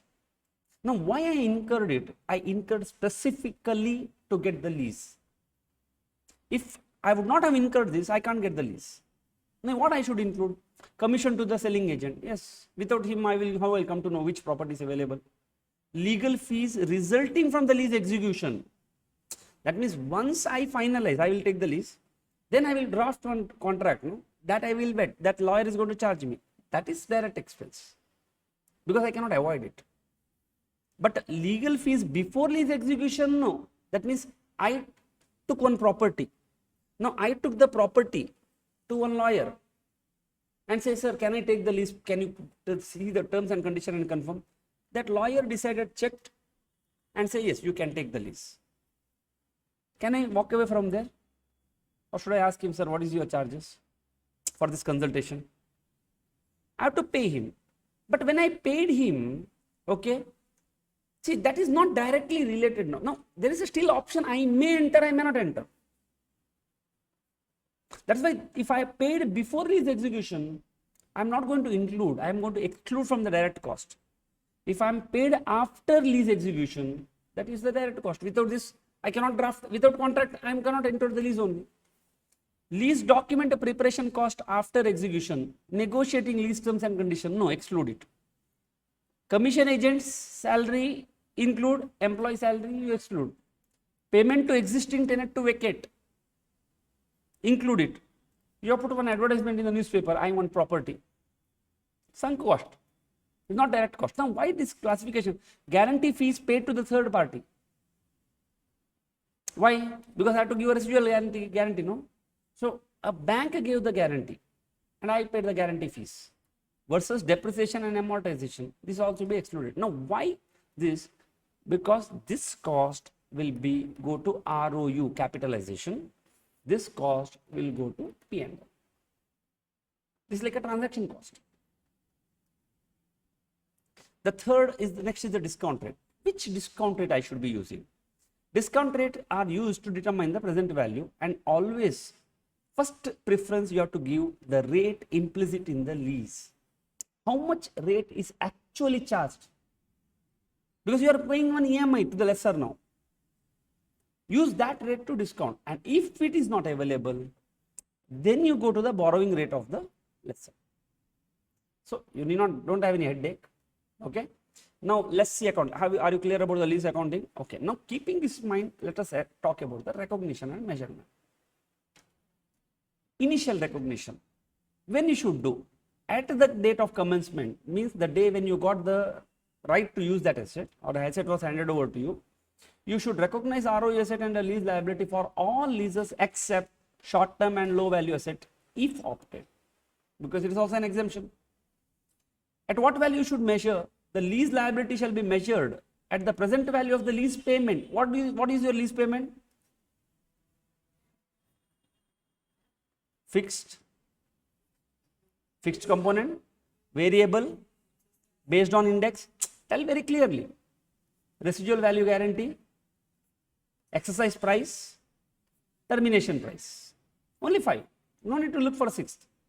Over the lease term, which term? Non-cancelable or cancelable by the lessor, or exercise price I am certain to exercise at the rate implicit in the lease, or if this is not available, by the borrowing rate. So ROU asset is measured at what rate? See, you have to recognize, no, initially you will recognize on the commencement date. How do you measure? Lease liability will be measured the present value of the lease payment. How do you measure ROU asset? Okay, ROU asset you are going to measure at cost. Now what is that cost? Just like your PPE, at cost. What is that cost? The initial measurement of lease liability. So whatever any problem, starting point, first thing, present value of the lease liability. Simple. It is independent. That plus direct cost, if they give you list of direct cost, plus payments made before commencement date to the lessor, and estimated restoration cost. What is this? Decommissioning. When you go, you have to reset the place and give it, no? So present value of that, because it is not lease liability for you, because you are not paying to the lessor. If you pay this to the lessor, then this will be part of this, because day one only liabilities come. Otherwise, you will pass ROU to provision. Here you pass ROU to lease liability. One is a non-financial liability, another is a financial liability. But if you have given a guarantee to the lessor only, estimated dismantling cost, then it will be part of the lease liability. I hope it's very clear. So I have given one chart here. It says that, look, fixed variable penalty purchase option guarantee. You take all this component, find the present value, take this as a starting point, add other three elements and get the ROU asset. So your format will be like this. You take all this fine, less incentive, present value will be the lease liability, add three more cost, you get the ROU asset, and ultimately you are going to pass this accounting entry. ROU asset account debit to lease liability. If you have paid anything before commencement, to bank. If you have incurred direct cost, definitely it would have been towards third party, to bank. And if you have made a provision for dismantling, to dismantling cost. Perfect? Dot clear? Now, how do you subsequently measure? Simple. Subsequently measure, I will amortize cost. No FVTPL option here. Why?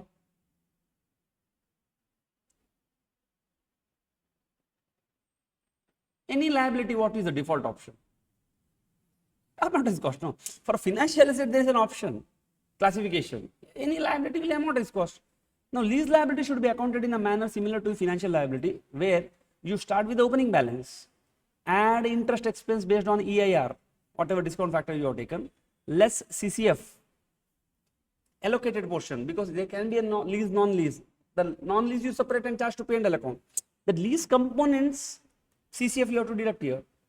And if at all you have done any adjustments, have you done adjustments? Lease liability, financial liability changes and all, any increase or decrease. In decommissioning liability you have done, no? Liability increases, add it. Decommissioning liability decreases, deduct it like this, you get this. How should you subsequently recognize ROU asset?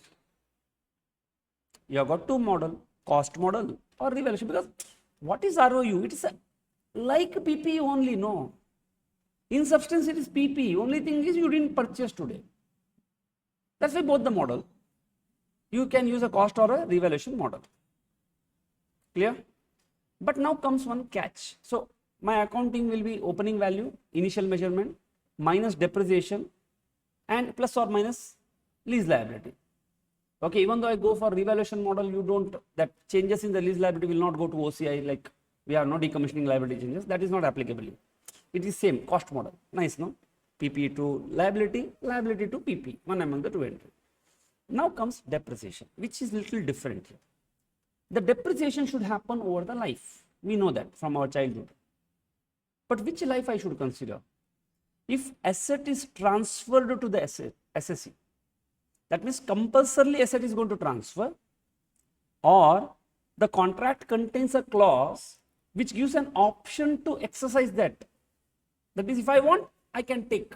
No, leave it. Or the contract says that after 10 years, this asset will be compulsorily will transfer to the lessee. In that case, the asset should be depreciated to the useful life of the asset. Because I might have entered into lease contract for 10 years. The life of the asset is 20 years. But since I am going to continue with this asset after 10 years of the contract, on day one only I know that this asset is going to come to me. It's only name change. Instead of PP, I am calling ROU, no. So depreciation on day one should start with the life of the asset. Chalo. Either asset is not transferred to the lessee. That means either there is no condition, terms, option, etc. That means after 10 years, this asset will no more with me now. Then I should charge depreciation the earlier of useful life or lease term, whichever is earlier. Makes sense, no? You have entered into for 10 years. Life of the asset is only 7 years. Can you charge depreciation more than this life? No. You have entered into contract for 7 years. Life is 10 years. Since the asset will not be staying with you after 7 years, charge it for the 7 years, whichever is earlier. Have you understood the logic? The last part theoretical for you to understand, but in interview they may ask, what is the front load expense? Beautiful term. Front load expense recognition pattern. The lessee recognizes the following expenses in lease. Like previously we used to pass only single entry. What is that? As per AS 19. In your inter you have learned, no? For lease, if it is operating lease, what entry you would have passed? Lease rent expenses account debit to bank. 5 year you would have passed same entry. So your P&L would have been constant like this. Same amount for next 5 years. But today in Ind AS, this is not passed. Instead, I will charge depreciation on ROU asset, interest expense on the lease liability is called unwinding, and if it's variable payments, which is not included in the lease liability, which variable payment is not included in the lease liability calculation? Yes, others? Question is not clear? See, variable payments, will you include in lease liability calculation? All? No. Which lease payment, variable lease payments you don't include? The variable lease payments which are variable based on your usage. That will be part of the P&L. And if you have done any impairment loss will be part of the P&L. So what happened, no? The initial expenses will be very high, and as time passes, expense will fall down. Why? Because initial day my cost is very high. As the asset becomes sold, I will, because it's going to go off now. And this is 116. This way, over the period here also I paid 5 lakhs. In the name of depreciation, interest expense also I paid 5 lakhs.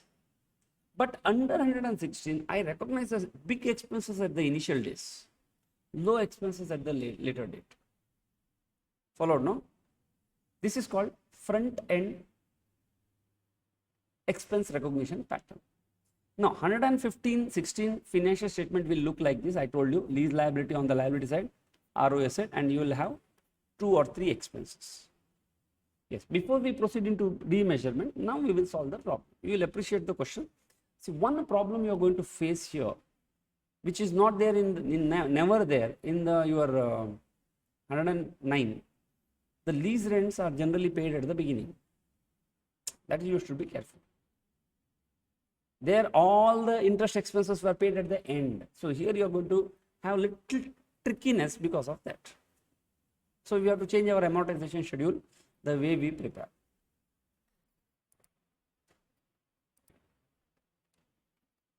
Yes. So first we will talk about the normal lease accounting.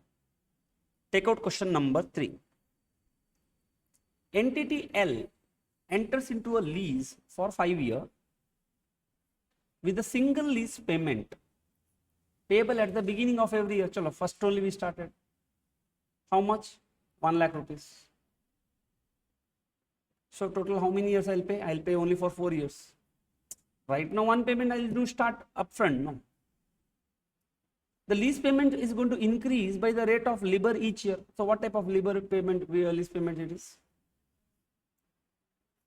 Variable. It looks like a fixed, but it's actually a variable, because 1 lakh you start with. You think that, okay sir, next 5 years total outflow is 5 lakhs. No. It says that from next year onwards, it's going to increase by LIBOR. Today what is the LIBOR? Is 2%. So next year LIBOR is 3%. Then for 1 lakh, when it is 2%, it's 1 lakh.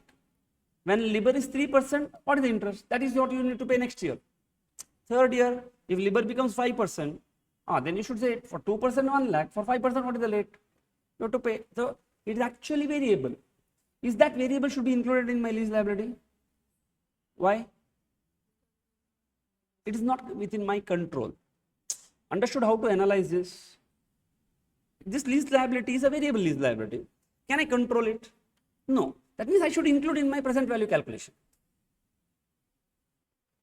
Followed, no? Assume that the interest rate implicit is 5%. Why? Discounting. Now, how the lease liability is initially measured? Okay, we have to find out the present value. Right now, I know that today my lease is 2%. Okay, so we'll do this solution. In the given case,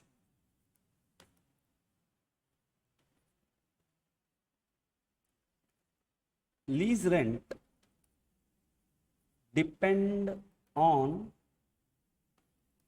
LIBOR, London Interbank Offer Rate, and hence to be included in lease liability.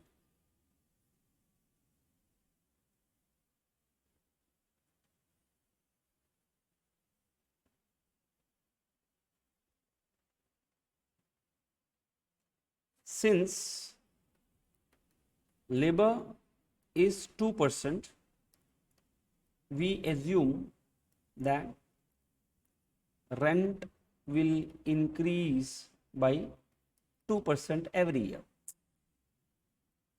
I don't know. No, next year labor, can I predict it? No. Best assumption is if 2% today, next year also it's going to increase by the labor rate. No. What is next year rate? I don't know. I will assume 2 only. Third year 2. So for the initial calculation, I will keep 2. Next year, if it becomes 3, then remeasurement comes, which you are going to learn now subsequently how to do a remeasurement. Right now I have to pass an accounting entry. I will consider 2 only, assuming 2 will be same for next 5 years, which will not be same. Next year, whatever change happens, no, on the next year balance sheet, I will do a remeasurement. If it is 3, I will say, oh, it is 3 for next all the 3 years, all the next 4 years. I understood this theory. It is variable. No, today is day 1. Do you know? Every year 2% increase is happening. They say it will increase. What is the question? They say that the lease payment will increase by the rate of labor. That means today 1 lakh, next year 2 lakh. Oh, sorry, 1 lakh 2,000. Third year, that depends upon next year labor. But do I know what is second year end labor for the third year? I don't know. I will assume 2% only. Because right now my labor. But at the end of first year, I will actually come to know how much I need to pay next year. If it is going to change, I am going to remeasure the liability. That's what we will learn later. At this point of time, you don't break your head. There's something called a remeasurement. What we need to do. Okay, first we will do the calculation. Year.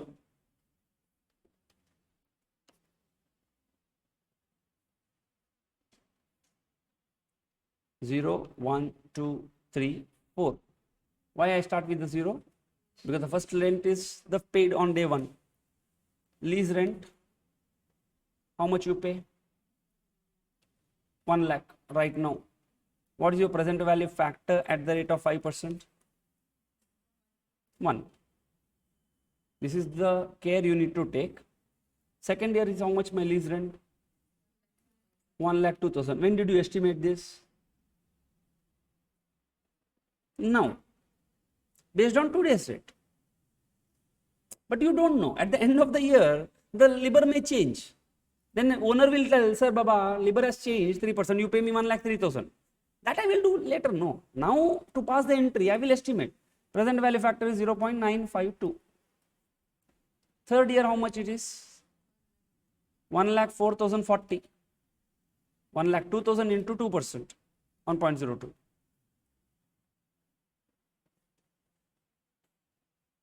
1 lakh 6,121, 1 lakh 8,240. Now tell me, students, can I avoid this 5 payments? I cannot avoid this. No, there may be plus or minus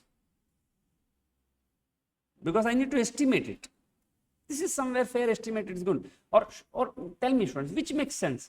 Keeping same 1 lakh for all 5 years makes sense, or putting these numbers makes sense? Putting this number, no, because 1 lakh is impossible. That estimate will be like a foolish estimation. Definitely change is going to happen. It's a fair estimation. So we'll write 9.907, 0.864, 823. You multiply all, okay, keep some space. There is a procedural one, and you say that the lease liability will be at 4,72,939. Are you clear? Yes. My accounting entry is what? ROU to lease liability. If I have purchased also, I would have passed the same entry, PPE to financial liability. Now they didn't ask you in the question, I am just showing you. How do I do it? I'll prepare an amortization schedule where I start with the 4,72,939. I will recognize, since I made the payment at the beginning, what I'm going to do now, which you should also do. See, our normal amortization schedule, this is first column, correct? This is second column. What is my third column? Interest, no? Since this is the lease payments are at the beginning, I'm going to interchange two components. The third column, I will say lease payment. Fourth net, fifth interest. Otherwise, you will be into problem. So after trial and error, I figured out, and in fact, one student suggested me. Then I say, a very nice idea. No headache only. Because my general practice is to always start with the one amortization schedule, not with a zero. None of the amortization schedule we said zero. Institute will say, leave it. One problem they say, another problem they don't say. So if you want to maintain the same format, start with one. Then you have to interchange two columns there, because one of the payment is done at the beginning. Then you get the net payment at the beginning. On this, interest comes. Then you get the closing balance at the first year. And this is nothing but the present value of these four payments. Cumulatively, you take one interest. This plus depreciation will match with your lease payments. Understand now how it operates. Yes. Take out question number 4. Now, after theory, now it's feeling interesting now. Entity Y and Z execute a 12-year lease contract of a rail car with the following terms on 1st of January. This is the lease execution date, 1st January. But I need a commencement date. Contract may say something, forget it. My accounting entry for ROU to lease liability should start on 1st of February. Contract may tell me anything, I am not going to consider. What is this commencement on which the asset was really available to me? The entity Y must pay Z first monthly rent of 10,000 upon execution of the lease. Oh, this is not a liability only. It is lease, this is the payment made prior to the commencement of the lease. What should I do with this? Should I include?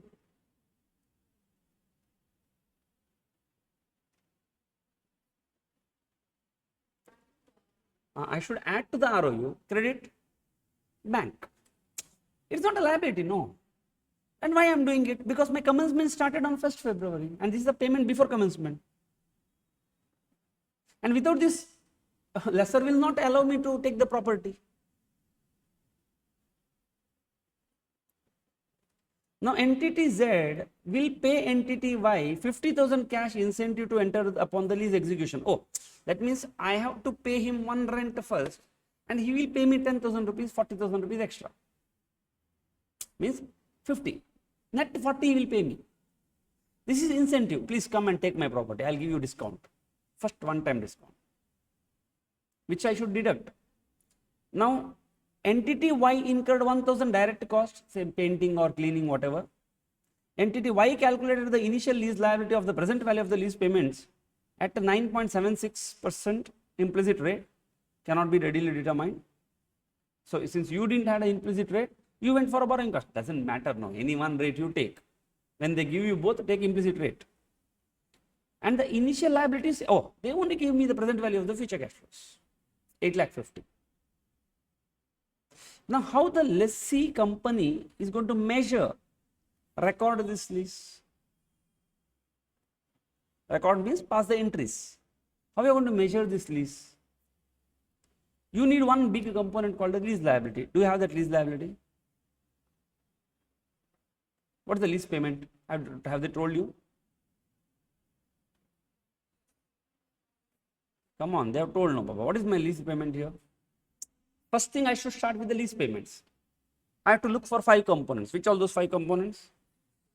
Fixed component, variable component, then third one, exercise price, termination, residual. Among these 5, which is there here? Fixed is there or variable? No. What is my fixed payment? 10,000. How long I'll pay? 12 years. So, how much is my total lease payment? In total, how much lease payment I'll do?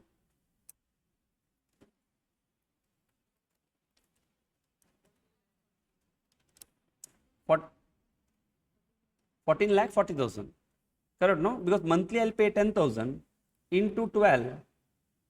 I get 1 year lease into 12 years. 14 lakh 40,000. What is the present value of this 14 lakh 40? At 9.76. Big calculation, no? Because it's the monthly one, it's not yearly. That's why they found, okay, how much to irritate and trouble students and make them work, taking monthly calculation and all. So this present value they only gave to be 8 lakh 50. Chalo, I have done, one leg is finished. Now, if I should have passed one entry, lease ROU to lease liability. Is there any other component which will touch only ROU, not lease liability? Other elements I need to see now. Direct cost is there, incentive is there, payment before execution is there. Followed, no? I need to pass the entries. Okay, write the solution. So I hope you are getting this. It should be excluded from the lease liability, but should be part of the ROU. Which one?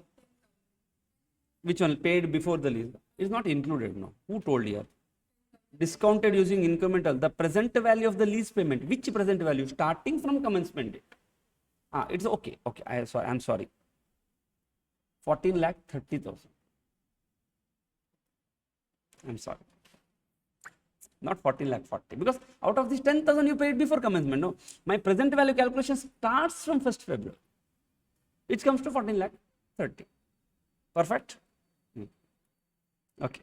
Right solution.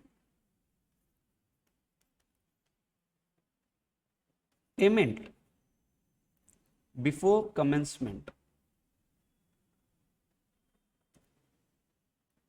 to be added to ROU. Yeah, because I cannot treat it as a liability. Second, lease incentive, what should I do?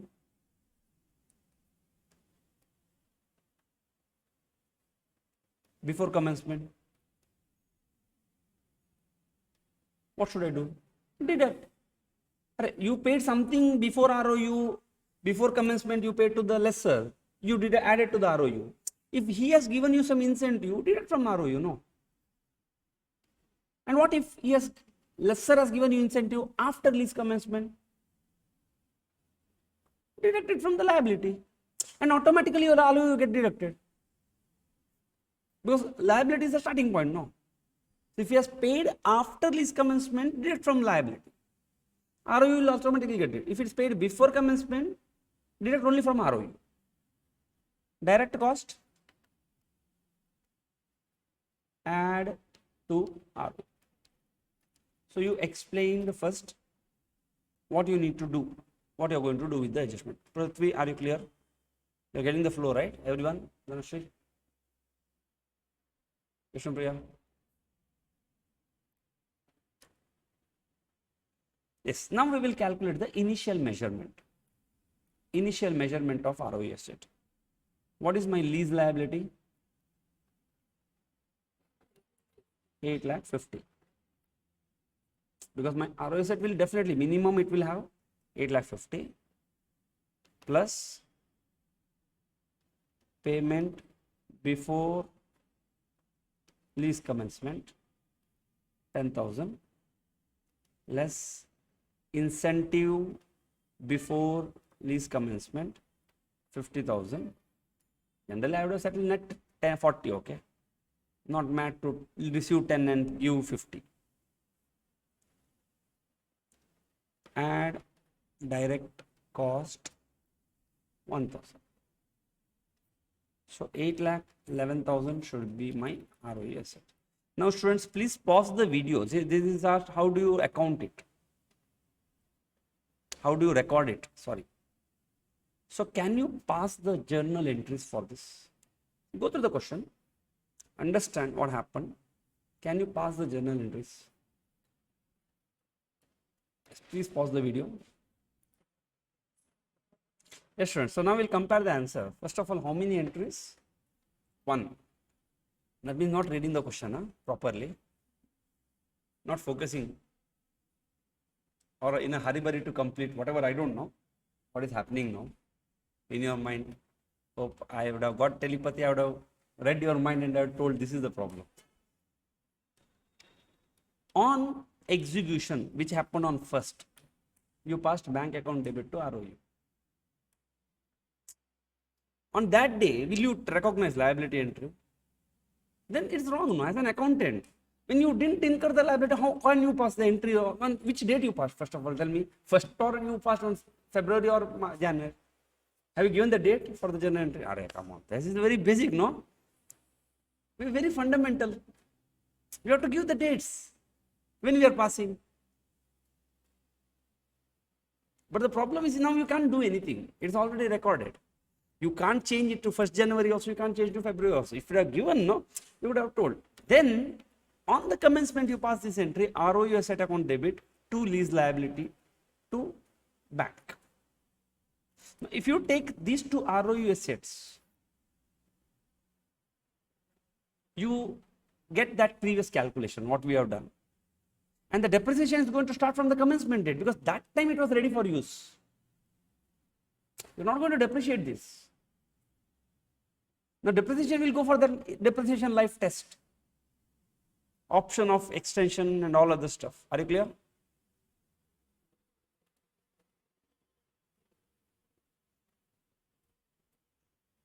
Okay, we'll proceed further. Okay, so we'll move on to the next question. This is an illustration question. So, institute, what they have done, they have amended certain things, okay, what previously existing. So, it is more like a theoretical question, but whatever numbers were existing previous, now I have just put that. Company H gets an aircraft on lease for a period of 5 years. For 2 lakh per year, it was there previously, they removed it. I don't know why. In exam, they may give it again. The aircraft must undergo a planned check after every 1 lakh flight hours. So, it's mandatory. Otherwise, tomorrow, see, if you don't do that maintenance, no flight may fall down. People may get died. So, it's required by the law. The estimated cost of the final check at the end of the 5th year is 50,000 hours. Now, if you run, okay, followed, no? This is the cost, estimated cost of the final check. You have to do one final check also. At the end of the lease, the company H must have check performed or reimburse the cost to the irrespective of the actual number of flight hours.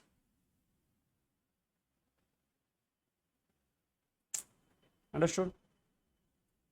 The discount rate is 8%. What is the ROE asset value? Which they removed it and they say, what is the lease payment for the purpose of calculating ROE asset here? What is the lease payment? Now, what all things I should include here? That's my question. First of all, you should look only for 5 things, students. Do you have a fixed payment? Yes. What is the fixed payment? If at all they give, whatever lease rent you pay, 2 lakh, that is fixed. Then variable. Do you have a variable? Yes. What is that? 1 lakh flight hours planned check. Are you going to include it?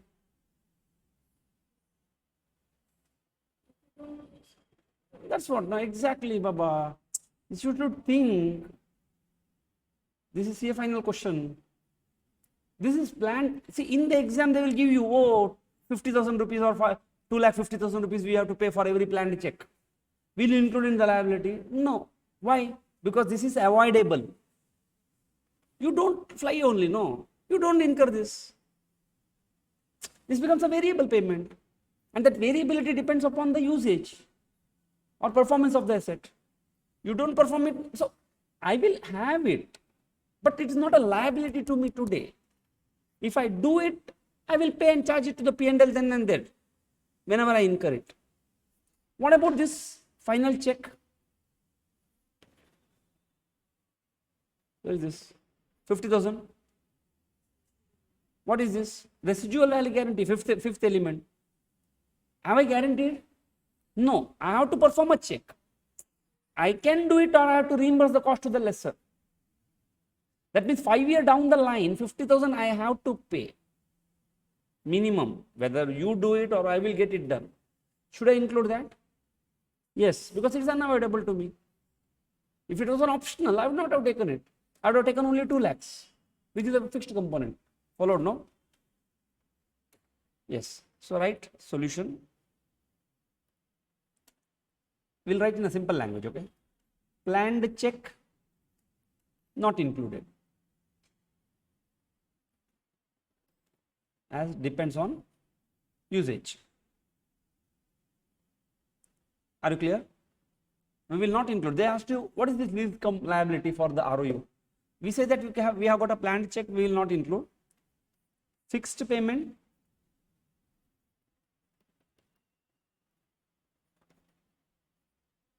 we are going to include it because this is unavoidable for me for next 5 years.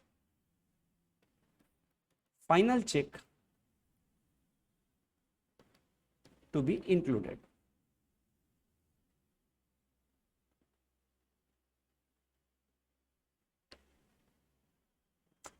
Followed, no? So I will write the theory for the sake of examination like this.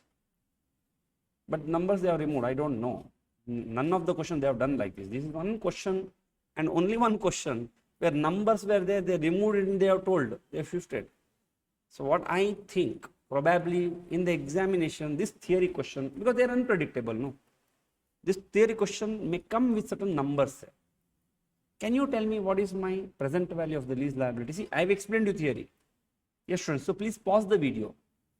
For this question, if at all I have to pass the opening rate entry, journal entry now. What is my journal entry? Simple, ROU to lease liability. What is that amount? You just tell me. Yes, students, so you can assume lease payments are at the end. Question is silent, end.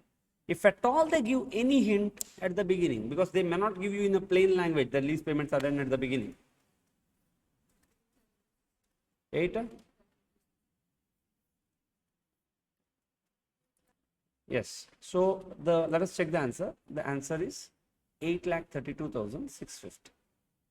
Why? Because you have got only, see, even though there are 3 components, out of 3 components you will take only 2 lakh and the present value annuity factor, 50,000 only once in the lifetime, present value factor then. And the planned check you are not going to consider because it's a variable payment depending upon the usage. Perfect? Very clear? Yes. We will move to the next question. Entity ABC, who is a lessee, enters into a 3-year lease of equipment. Okay, very short. To make the annual payments at the end of every year. Good. 20, 30, 50. Variable or fixed? Fixed. But variable over period. No problem. I know, today only I know what I need to pay. For simplicity, there is no other element of the lease payments. Good. That means other than fixed, no, variable, purchase option, incentive, initial direct cost, they say ignore all. Then I need to just find out the present value of this. Assume the discount is 12%, which is incremental borrowing rate, because implicit rate cannot be. That's okay, leave it. Implicit is there, I'll give first preference. No, I'll take the incremental. Entity ABC depreciate ROE asset on a SLM basis. How should you account? Be careful with this word called account. Account means start from the beginning till the end there. Unless they tell you very specifically, pass first year entry only, pass entry for change year only, pass entry up to second year. If they use the word account, go up to the end to end, starting from the beginning till end. That's why they made it very simple there. So how do I account it? What should I do first?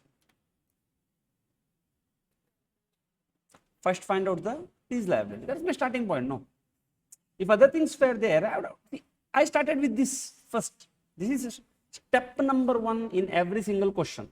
But to do this, you have to look for 5 components. Decide what should be there, what should not be there. Life, going forward, you will not face this problem. But develop that attitude or way of working so that in the examination, if they twist, then it becomes conceptual. Otherwise, it becomes procedural. No, every problem, okay, I will take this. But why I am taking that? If they give me something extra, planned check, suddenly, should I take it? That's why your practice should be conceptual. Ask question to yourself. Okay, present value of the lease liability. Year 1, 2, 3, cash flow or lease length 20, because it's the end of the year, I don't have any headache. 30, 50.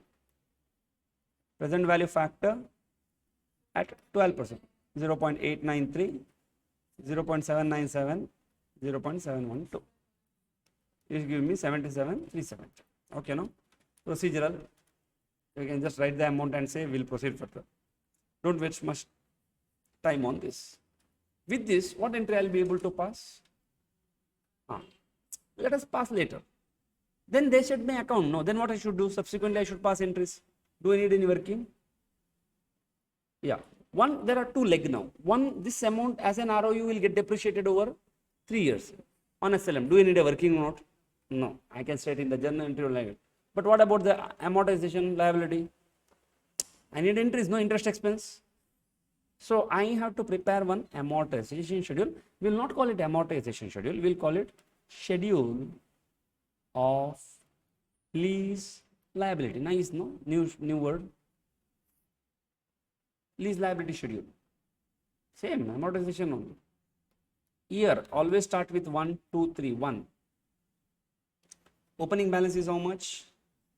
77,370. This is the value at which I recognize my lease liability component, not ROU, because other components may come there. ROU may be different. Same like your financial liability. See how easy, no? The moment you do financial liability, financial instrument, you see how it strikes to you. What is my interest, income or expense? Expense.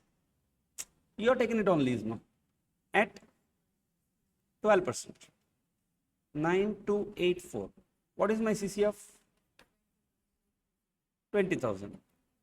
So closing balance 66,654. This becomes your opening balance. Again, you calculate the interest. Then you go to the third year and you calculate the end. Now, if you see, this question is very simple question, no? Can this question come as it is? May come. Followed, no? But high chances are this question may not come as it is. Why? Because it is a simple question. What do you expect? What may happen? Same question, instead of 3 years, they may give you 7 years. And instead of giving for 10 marks, they may give for 4 marks. So before touching this question, make one estimate how much effort is involved there. Otherwise, sit and do amortization schedule, this schedule, journal entries for next 7 years. And by the time bell rings, no, first half an hour, then you realize, oh, half an hour passed, and what I did, only 4 marks. Trap. Clear, no? Yes, students, understood? I hope by now you must have understood the trap of institute. I am demonstrating it from time to time. Anyhow, you should learn it. Okay, now we will pass the journal entry. Okay, ROU schedule also you have to prepare. Okay, it's called ROU schedule. Because working notes carry mark, otherwise I am not required.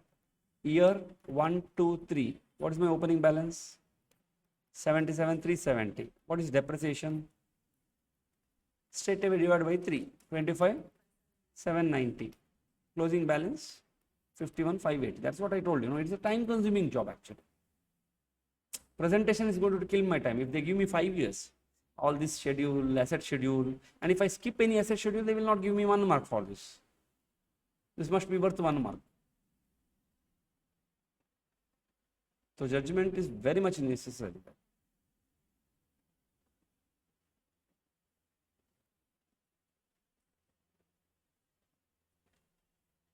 Clear? Yes, so I have to pass the journal entries. Can I proceed for the students? Yes, pass journal entries. In exam, they may give you more clarity, pass the journal entry. Because question is very silent here, account only they have asked, so you could have explained it Oh, I will account it like this, I will do it like this. First entry will be year 1, ROU asset, debit to lease liability, 77,370, 77,370.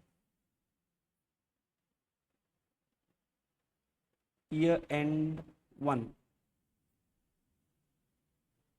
What is my entry? Interest cost, debit to liability. How much? 9284.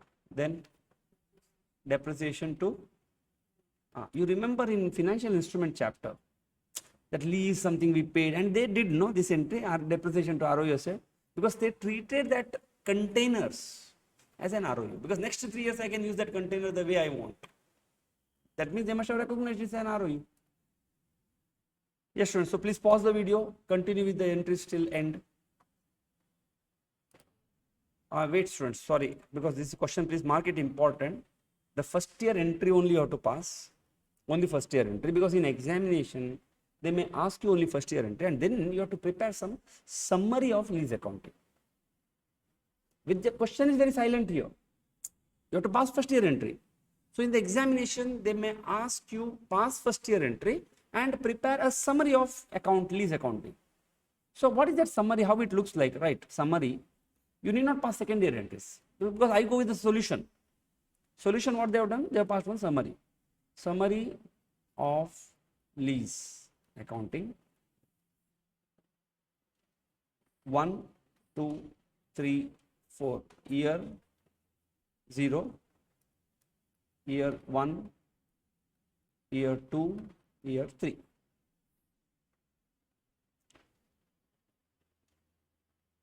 And I don't know what name they will call for this. They may give you financial statement detail, whatever it is, right? Lease payment.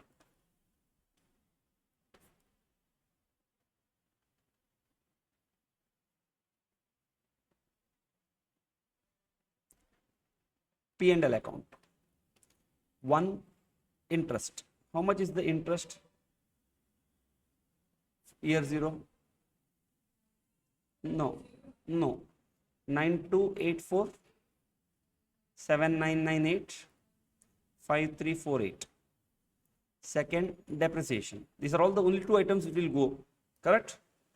Is there any variable lease payment which is depending upon the usage? No. If it is there, item number 3, that also would have gone to P&L account. You should have presented it like that. 25,790, 25,790, 25,790. So how much P&L impact on year 0, 0, 35,074, 33,788, 31,138. This is your P&L impact. So previous entries you have passed, no? Oh, did you pass the lease payment bank entry? You passed, no? Sorry, I think I missed it to tell you. You could have passed one clubbed single entry also. Lease interest expense to lease liability to bank, and then depreciation to this. Yes, so this is my total lease expenses. Periodically, previously, what I would have done? I would have done 20, 30, 50. Lease payments where you have written, no heading, you have to write 20, 30, 50. This is the payments. But in the P&L, I would have recognized like this.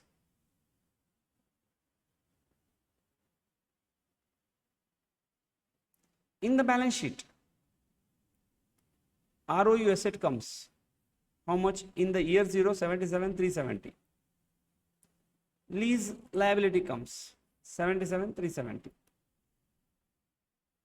Now it becomes 51,580, 25,790 dash. Third year it finishes because we charge depreciation. And lease liability also going to finish by the third year. So if you see, I don't know what name they may call for this. Okay, they may call it with the impact, present, how it is going to be shown over a period of 3 years.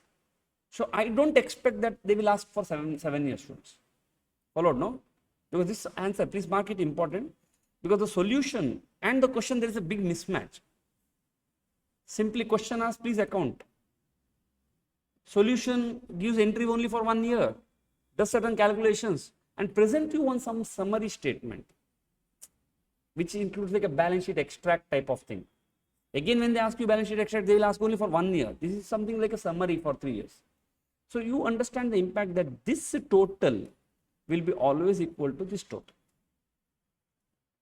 And this is called a front load expense pattern. So you see, high expenses will be recognized in the initial years, even though you may be end up paying low expenses in the initial. Because lease arrangement can happen anything, no. I will tell the lessor, sir, you charge me less rent initially because I am a starting person now. Okay. And as my sales picks up, I will pay you high rent. Oh, all contractual arrangement. Huh? Now, if you do that, that means interest expense is sitting there. Why the lessor will do like that? He's mad or what? He will charge you interest expense. See, something worth 35,000, he is giving you 20,000 today. Why? Because you told, sir, I am a starter. I don't have that much money. That means you are reducing your expenses. No. Something fair value is worth 35. You are claiming less expenses. And this will get loaded subsequent years. At that time you claim less. No, I don't permit that. What I'm going to do, I'm going to see, look, this is a fair. You should have recorded. There is one element of interest expenses sitting here, which has gone to subsequent year. Bring that here. Understood? And that's why it's called a front load expense, because as time passes, the interest element comes down. You pay high interest on the initial days of the loan. Your depreciation is fairly constant, same every year, which is in line with the same lease rent. But why that front load comes? High expenses initially, because the interest cost is very high initially because you have taken a loan. No, Baba, is it not like a loan? Because if the lessor doesn't agree, he say, no, you have to pay me 35. What I should have done alternatively? I should have taken a loan from the bank, paid him 35, and on that difference I should have paid the interest. Now you see how my P&L is reflecting that. In my traditional accounting, it was not reflecting. So I was putting Makmal Topi on everyone. See how Ind AS is going to do. Now the management cannot argue with me, simple as that. I have got a very powerful tool. What is that? Qualification. Because my benchmark is Ind AS now. And you are not doing as per Ind AS. I'm going to qualify my audit report. Bring that element that you have not followed Ind AS 116. That's why your financial statement don't show a true and fair, which is acceptable financial statement. Are you clear? I love it, friends. No, do you feel that, friend? I wish you could have felt what I am feeling. I'm feeling like, because see, what I studied was totally different, friends. And I enjoyed that time. But what I see now is a very powerful thing which is going to stay with you for next 5 or 10 years or whatever, unless something more powerful is going to come in 10 or 15 years down the line. That means next 10 or 15 years across the world, people will speak one accounting language, because this gives you true and fair things. Everybody may adopt. Income tax, I'm telling you, the moment they realize, they know, they must be knowing, but they may say, income tax may simplify it. Today's day, like a lot of adjustments may not happen there. Today, income tax is complicated. There's an opportunity for all of us. Tomorrow, government may simplify income tax, no? On your profit, because that profit is true and fair profit. Pay 10-30% tax, finished, no? Then will tax audit is applicable there? No, tax audit opportunity may not exist. 5 or 10 years down the line, it may vanish. Taxes may simplify, because this opportunity came in 1960s. It has got a shelf life, no? Every opportunity has got a shelf life. That shelf life may finish. But this, no, it has just emerged now. It's a baby. It may give you a lot of opportunity in terms of system connecting with the systems. Bank audits may happen. The moment the bank are going to adopt Ind AS, you understand the financial instrument is going to change the shape of the banks. Now, what all things? It's like putting fire. When you put a fire, no, lot of snakes will come out of the hole, no? It's going to happen. What type of off-balance sheet transaction they have entered, God knows. No? It is going to come out. Yes. So we will move on to question number 7. company EFG enter into a property lease with entity H. Okay, EFG is your lessee. The initial term of the lease is 10 years with the 5-year renewal option. Okay, so what is my lease term now? 10 year or 15 year? Because it matters now. If you say 10 year, I will do present value calculation only for 10. If you say 15, I will do it for 15. 15 is going to increase my lease liability. The economic life of the property is 40 years. Complication, no? The fair value of the property is 50 lakhs. Okay, that means if I have to right now, if I have to buy this, I have to pay 50. The first annual payment of 5 lakhs with the increase of 3% every year thereafter. Oh, okay. So I'm going to pay lease payment of 5 lakhs and it's going to increase by 3%. Please mark it, very important question. The implicit rate is 9.04% for the sake of discounting. Now entity H gives EFG an incentive of 2 lakhs. When? Payable at the beginning of year 2 after commencement. But the problem with this sentence, okay, we'll see, which is to be used for the normal tenant improvement. For some reason, I'm going to get 2 lakh rupees incentive. The company EFG has an option to purchase the property at the end of the lease term for 30 lakhs. Company EFG is reasonably certain to exercise that option. And on day one only I know that there is an option. I can buy this at the 30 lakhs. And on day one, I am damn sure that I am going to buy this asset. How? You are going to measure, means calculate, the ROU asset and the lease liability. This is first. Always this is first, no? Then ROU comes into picture. Why? ROU is this plus additional 3 items. Over the lease term. Oh, that means amortization schedule is needed. ROU schedule is needed. And what is my lease term here? I'm going to ask you a certain set of questions now. What is my lease term? First question. Have you understood the question? Very well. Yes, what is my lease term? Why not 15? I got an option and I'm going to exercise. No, then there is no question of extension then. If on day one I was not clear, or as I was thinking that it will be 15, I would have extended up to 15. Okay, very good. I am very happy that you have chosen first thing correctly. Otherwise, this would have ended up doing wrong answer there. Now tell me, am I going to pay the lease rent at the beginning or at the end? Lease rent will be paid at the beginning or at the end? This also makes a lot of difference in your calculation. If you make a mistake, then I'm telling you, no, rest of the calculation not required to be done. Waste of time actually. On what basis you say? That's what I see. Don't expect in CA final exam. They may, because they are unpredictable. But you have to figure out from the question, what must have happened? Now, the incentive is paid at the beginning. That means even this also must be at the beginning. Lease rent also must have been paid at the beginning. There are first upfront fees. Okay. How many elements of lease payments are there? If you have to calculate the lease payment, first, fixed is there? Yes. Then variable.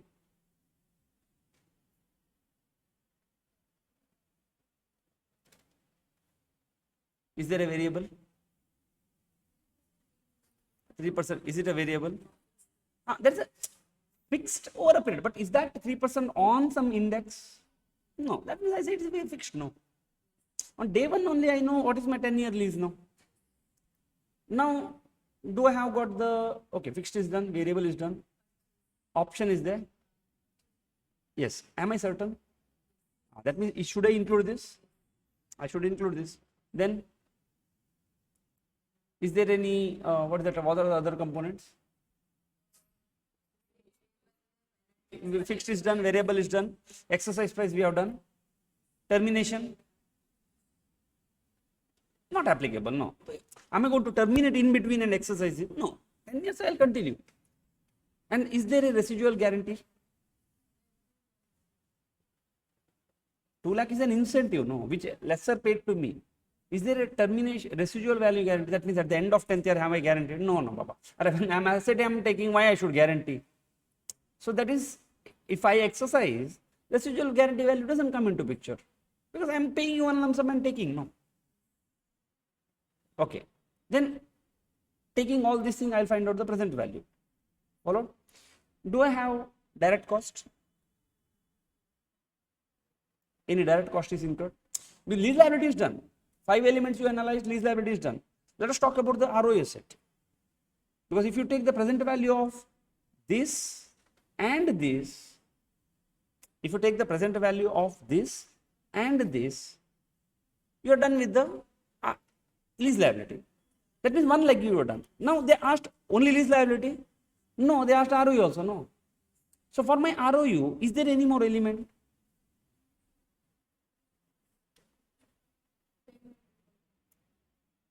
What are the factors I should evaluate? Is there in the question? Okay, first of all, initial lease liability, that's what we did now. Is there any other element? Direct cost is there? No. Then, any before commencement, anything is paid? No. Lease incentive is received? When? Before commencement? After? No. Then this lease commencement is part of this 5 lakh. That means when you calculate 5 lakh, will you pay 5 lakh second year? No, you pay net. Net, whatever. 3 lakh or whatever, I don't know. There is a 3% increase also. Otherwise, it would have been a simple question. You see how they made it complicated. For 5 lakh, 3% added and they have paid your deduct 2 lakh. So, I don't have any other component. Yes, life is simple. Followed? Yes. We'll start with the solution.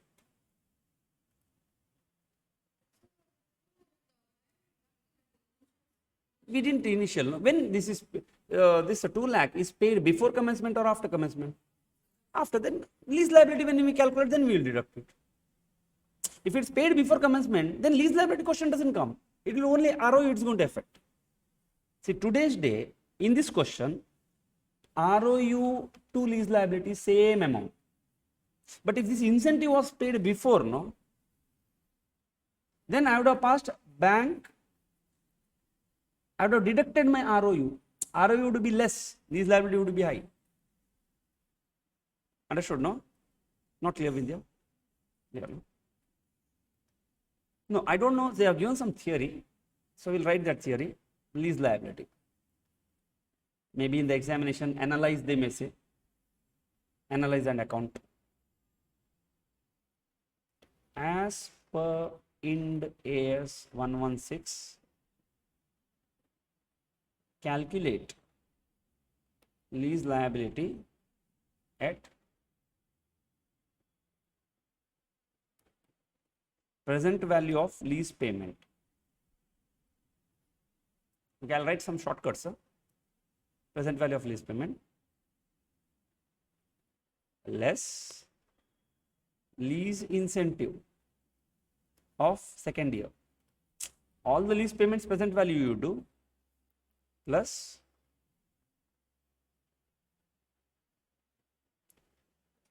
exercise price at implicit rate 9.4%. So I have explained how do I calculate my lease liability, because question and answer there is a difference.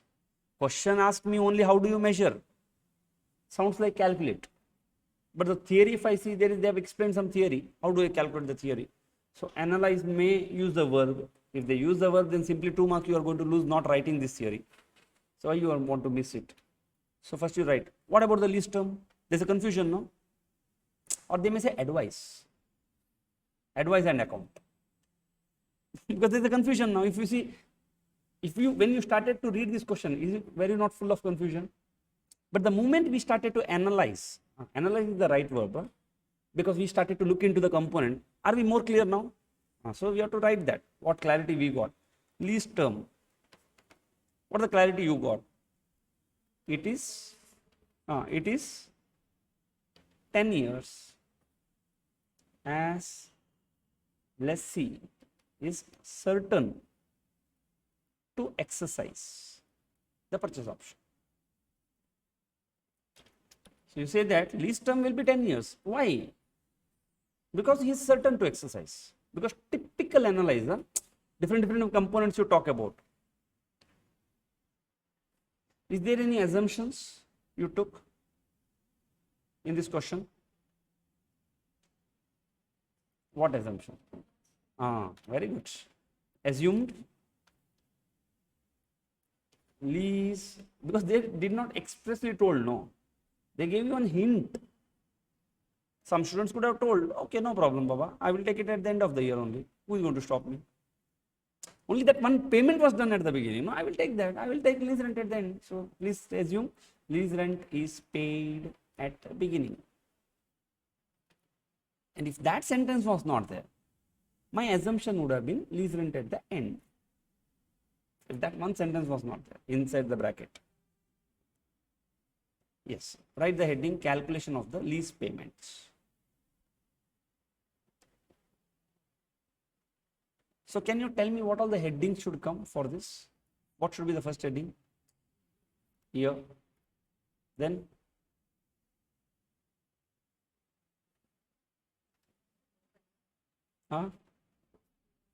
what we are doing? Are we doing amortization schedule or contractual cash flow? So CCF. If it was an amortization schedule, opening balance. That we will do, here only in CCF only will do. Understood the difference? No. This is like one unconventional bond now. If it was a conventional bond, fixed, then I would have used an annuity factor there. Every year, same rate for 5 years. This is like an unconventional which is changing. So understand the difference. A contractual cash flow payment is an independent working. On day one only I know. So always my after year CCF starts because I want to find out the present value factor at 9.04%. If it was an amortization schedule, I would have started with the year and opening balance. CCF may start with the year 0. Amortization schedule will start with 1. Then you have to see if I have paid CCF at the beginning, I will interchange that column. And then I will write present value of lease payments. Understood the headings? Okay, what is my year? Which year I will start with, 1 or 0? 0. 1, 2, 3, 4, 5, 6, 7, 8, 9. Correct? Or 10?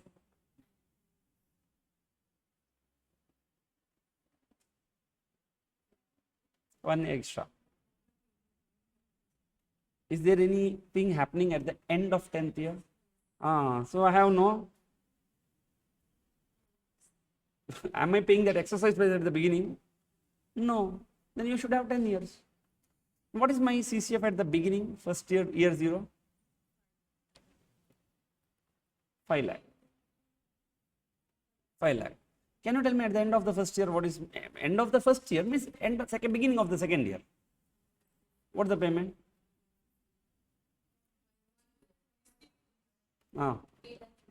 3 lakh? 15. Very good. Now, what is my payment at the end of second year? Means end of second year means beginning of the third year. Yes, students, you can please pause the video. I want everyone to tell me this number. Yes, very good. 5 lakh 30. Because see, this is the slippery area. Be careful. Students would have generally taken 3 lakh 15 into whatever it is. No, it is which value? Not even 5 lakh. It is 5 lakh into 1.05 into 5%. 1.05. 5 lakh 30, 450. Understood? No? It is 5 lakh into 1.05. Oh, sorry, 3, no? 5 lakh into 1.03 into 1.03. 5 lakh 30, 450. Next year.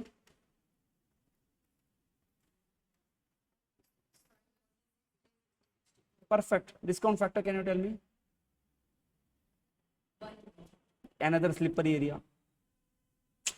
Just understand where our slippery areas are there. Please mark it or something. Because when you're practicing, you should know. In examination, you should remember. What is the first year? 0.917. Yes. If you have done this, please leave the space because balance is the procedure. I don't want to discuss with you anything. Balance is the procedure, no. and write this amount called 50. Oh, you see that? Today assets fair value is also 50 lakh only. So instead of selling this asset, what I'm doing, I'm leasing this asset and collecting today's fair value eventually over a period of time in the name of lease. So it's a financing arrangement, no? It's like taking loan and buying the asset. Followed? Yes. Now I need to pass it. Okay, you are noted students. You can pause the video, you can complete students, or you can just note the numbers. You can do it later, or you can pause the video and complete. Yes, I'll pass the initial entry. Write the initial entry. What is my initial entry? What is my initial entry? ROU debit to lease liability. How much? 50 lakhs. You can, that's all round off, no? You give full value for round off. 50 lakhs on.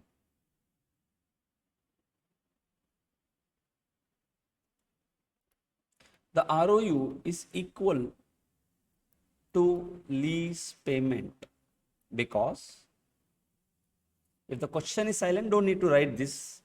Otherwise, why?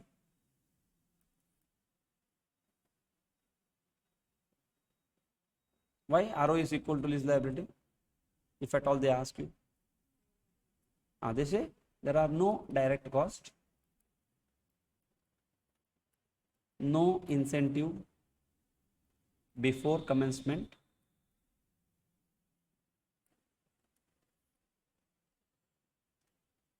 no payment before commencement. See, only because of these reasons, your ROU asset will not be equal to lease liability. But in the given question, the ROU asset is equal to lease liability because there are no 3 adjustments applicable in the given question. Next, depreciation on the ROU asset.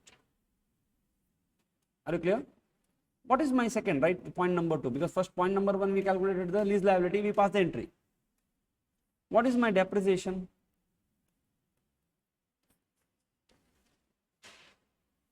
Depreciation is equal to, how much is the numerator? 50 lakhs divided by 40 years.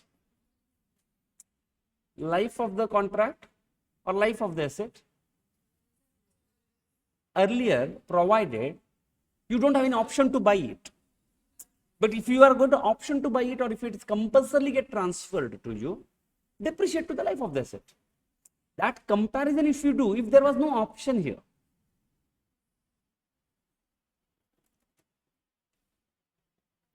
$1,25,000. Since asset is purchased at the end of term, it is depreciated for 40 years.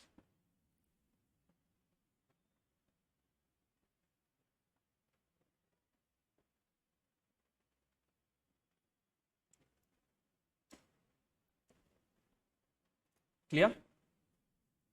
Yes, what should I do next?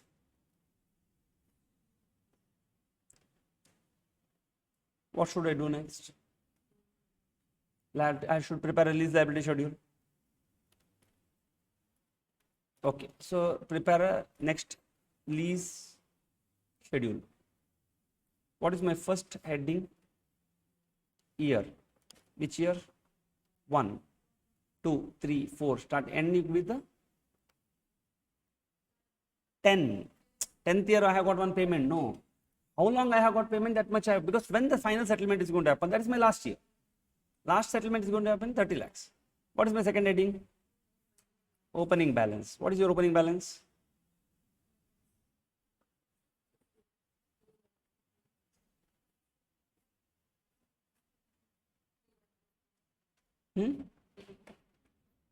Opening balance. What we are doing here? What we are trying to do? Baba, see, Understood? No. Don't get confused. We are trying to prepare a lease schedule means we are trying to amortize the lease liability. Unwinding of that lease liability. What should be my opening balance? At what value you recognize the lease liability initially? 50. Tell me, no, 50 lakhs. What is the confusion? Understood? No. Lease liability is 50. Amortization, I should amortize this 50. Because you recognize today only the present value of the future cash flows. And you have to unwind it. Why? Because it's a financing arrangement there actually. Because if you not have done, you should have purchased it outright if you want to get this economic benefits from this asset. What is next? CCF. Why? Because I am paying at the end. Next, net opening balance. I got the interest. See, if you don't do it, no, I'm telling you because I've seen. I've trying to explain students is a big problem there. Keeping the same schedule format there. So I have to change only for this subject, this chapter. Interest at 9.04%, closing balance. Clear, no? Now, students, please pause the video. Okay, what is the first here? 0 or 1? 1. So I want you to do it. So you write full 1, 2, 3, 4, 5, 6, 7, 8, 9, 10. But what I want you right now, and students, you also, you can pause the video and complete full year. I want to tell me this balance.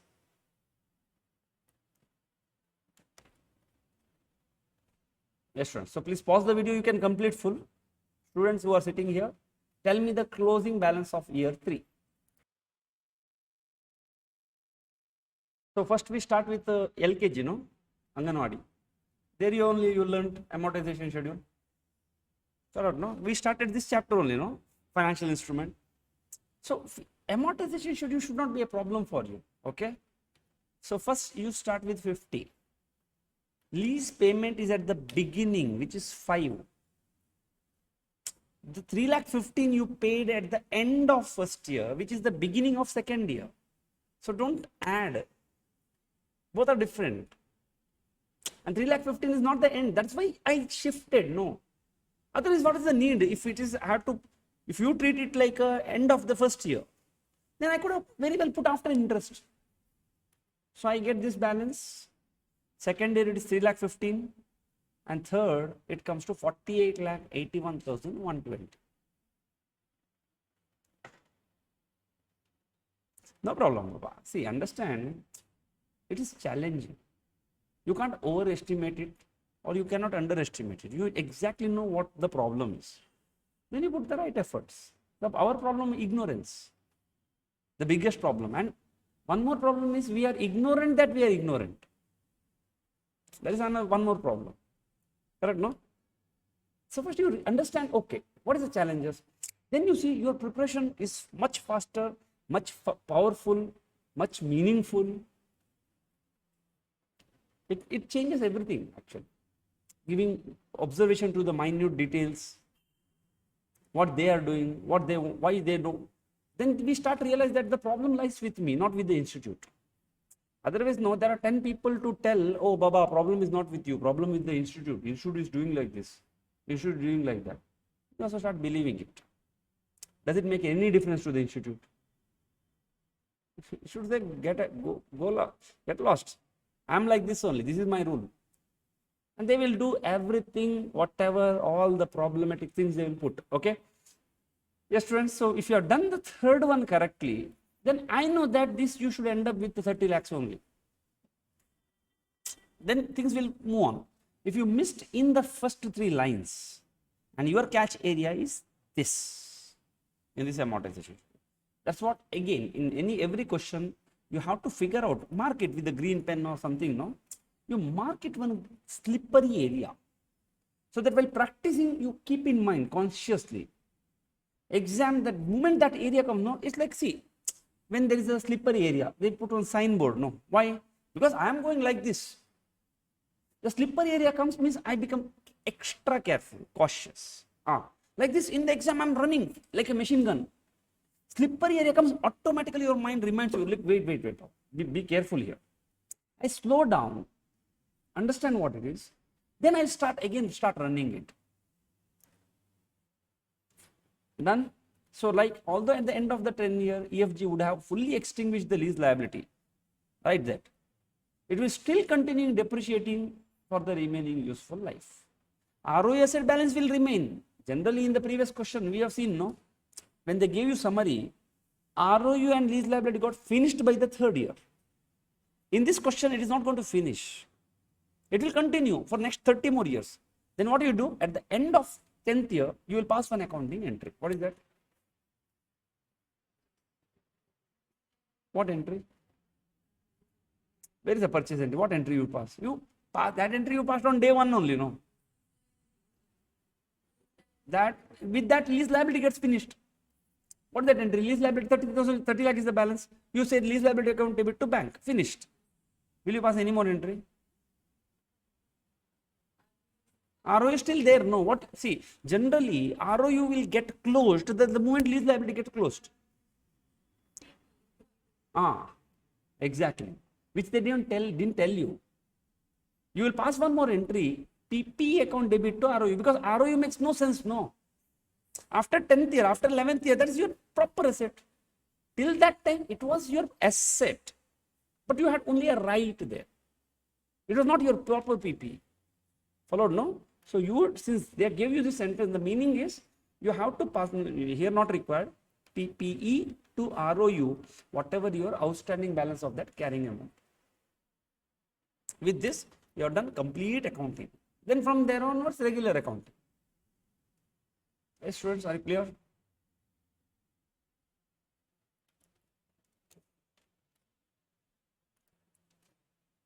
Question number 8, a small question, RTP question. So you can give a little low priority to this. Study material question, high priority.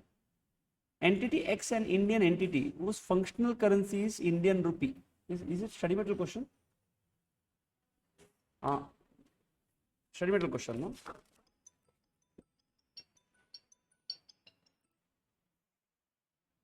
Yes, question. This is a new syllabus, sir. They have added. Previously, it was in RTP of some May 21. They have added in the new study material now. Entity X is an Indian entity whose functional currency is rupee. Now, this is a different type of question. It is an L3 question because they have mixed your forex also here. It has taken a plant on lease from entity Y for 5 years for manufacturing process, for which it has to pay the rent in dollars. Now, your lease liability is in dollars now, which is subject matter of restatement at the end of the year. After Ind AS 21, you will be much clear about this, how to do it. On the commencement date, the exchange rate was 68 rupees. Average rate for the year is 69. This is for the interest portion. End of the year, it is 70. Your liability has to be restated now. ROU asset is not going to get restated. It is a non-monetary asset. See, there are two things. In Ind AS 21, you have to classify the assets into, okay, you have got already know that. In your enter also, you must have done that, no? Monetary asset, non-monetary asset. Monetary asset will get restated. Non-monetary asset will not get restated. Now, incremental borrowing rate is 5%. How entity is going to measure the ROU asset and lease liability initially and at the end of the year? So I have to pass the initial entry, means recognize, get that amount at the end of the year also. Okay, right. Solution. You have to calculate now. Nice, highly probable question in the exam. For, I don't think so, not more than 5 marks, 5 or 6 marks. Calculation of lease liability. So, what is your lease liability? So, it is $10,000 into, what is your present value annuity factor at the rate of 5% for 5 years? 4.33, which is your present value annuity factor at 5% for 5 years, into $68. This is where, see, if you do this, you get a lease liability in dollars. You followed, no, students? But what I want to pass entry in, will I pass in dollars or INR? INR. So now I will call Ind AS 21, and Ind AS 21 says that when you pass the foreign currency transaction first time, record at spot. Spot is 68. I'm going to multiply or divide it. Again, I don't have much problem here. If it was an AFM, then I should have seen, because direct quotation, indirect quotation. Here generally all problems of FR, they will give you direct quotation. So simply you multiply. You say that rupees 29 lakh 44,400. This is your initial recognition. So you have calculated the lease rent payment. Followed? Now you write as per Ind AS 21.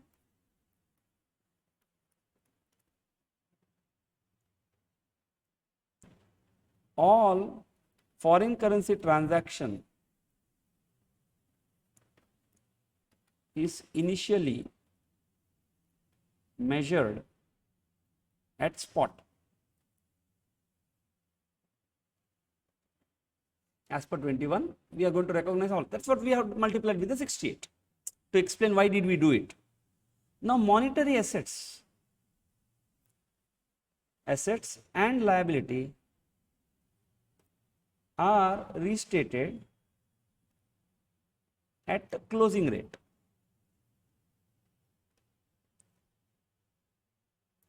Now, do you have any non-monetary? Okay, we can imagine on first entry. What is my first entry? RO asset account debit to lease liability. Do you have got a monetary asset there or liability? What is monetary? Which can be expressed in fixed amount. Not financial. Financial is contractual. Monetary, like for example, income tax refund. Is it a financial asset? No. Why? No contract. Is it a monetary asset? Yes. Fixed amount of cash. Understand the difference there? Because the application, the way things we have to apply it, the treat is different. So ROU asset is not a monetary asset because it is representing one right. But a lease liability is a monitoring asset. And the difference, see, the moment you recognize at the opening spot, the closing you restate at the whatever it's the closing rate, difference comes. What you should do difference? Charge in P&L, because standard doesn't permit me capitalization. Ind AS 21 takes everything to P&L. Now non-monetary assets and liability carry at historic cost. So no question of P&L comes into picture. So we have to write a note there. That means what I am going to do. This is as per Ind AS 21. In the given case,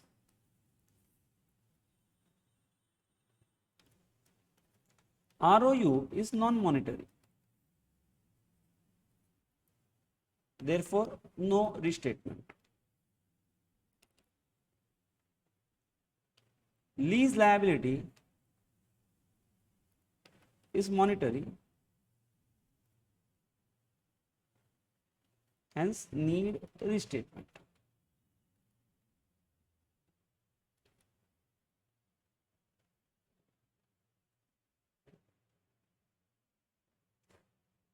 Followed? Yes. So we'll write this theory, and with this we will do one working note. Working note number 1, calculation of exchange difference, because then we said no, difference will be charged to P&L account.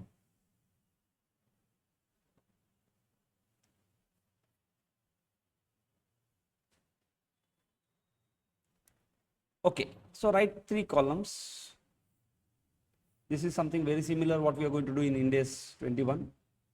Dollars, rate, rupee, amount. We will prepare an amortization schedule now. How? Not like this. This we will convert, transpose. Because we have to do it only for 1 year, no?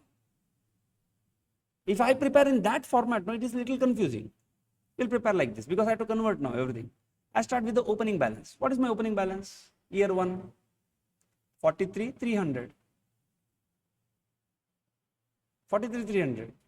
At what rate you converted? 68. 29 lakhs, 44,400. 43,300 you got by multiplying 10,000 with the present value annuity factor. You multiply 68, this entry you passed. But when you pass this entry in INR, see, remember, one liability was sitting in a dollar. ROS will not sit in a dollar now. It is dollar, but you are not going to restate it. Now, what you do for this opening balance? Add what? Interest. Amortization, no, Baba. What you would have done vertically, I am doing it horizontally now. At what rate? 5%. How much? 2165. Now this interest will convert it at what rate? 69 average, because this interest was throughout the period. Ind AS 21 says that the P&L account translation is going to happen at the average rate. 1,49,385 less lease payment CCF. How much? How much is the lease payment? 10,000. This will be when, at what rate?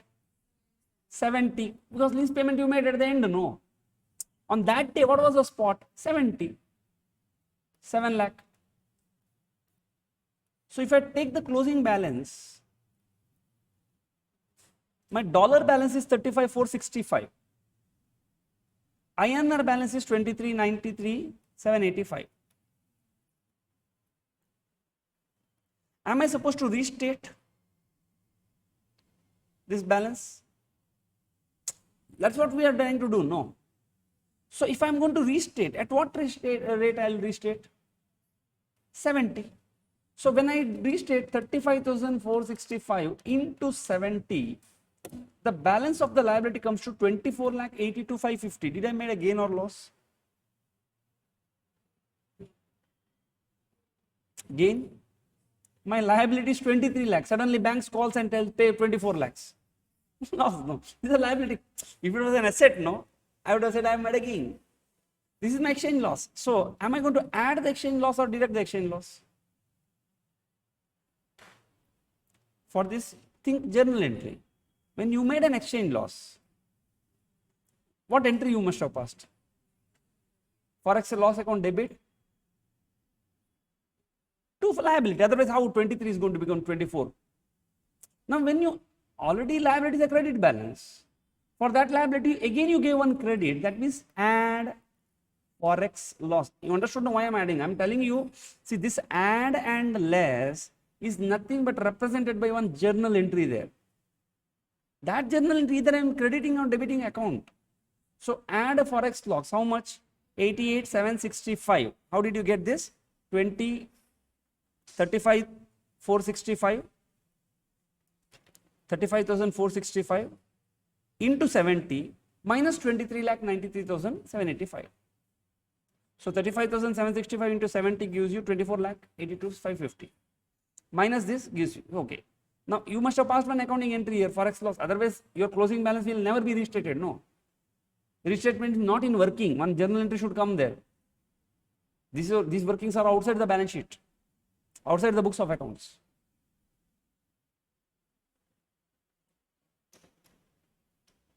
Clear? Yes. Now let us pass the journal entries. What is my first journal entry?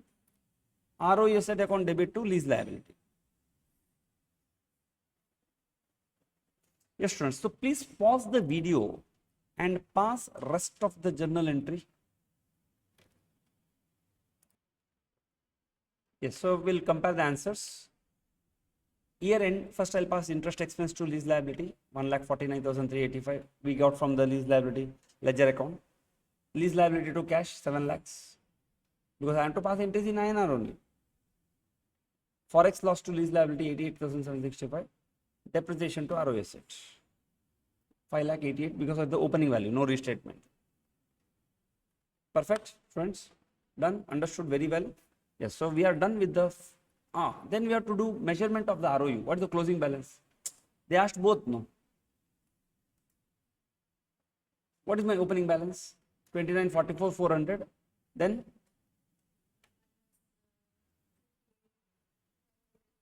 5,88,880. So your closing balance is 2355. Because it is not subject to restatement. If it was a subject to restatement, forex loss related or forex gain related entries would have come there. But this is not a non-monetary asset. Leave it. So this is your closing balance. Yes, are you very clear why we, and it's a very important question. And please, again I suggest you, please check the solution in the ICA solution material. Like, see whether what I have done matches with what they have done. Okay, how much I need to write? Can I cut down? How many marks this question is going to come? Should I touch that before only? So these are all the judgment you have to develop, students. Because at the foundation or inter level, no, this type of teaching is very difficult. Like, oh, take a judgment. And that judgment that much not required. You write one word, they will give you half mark.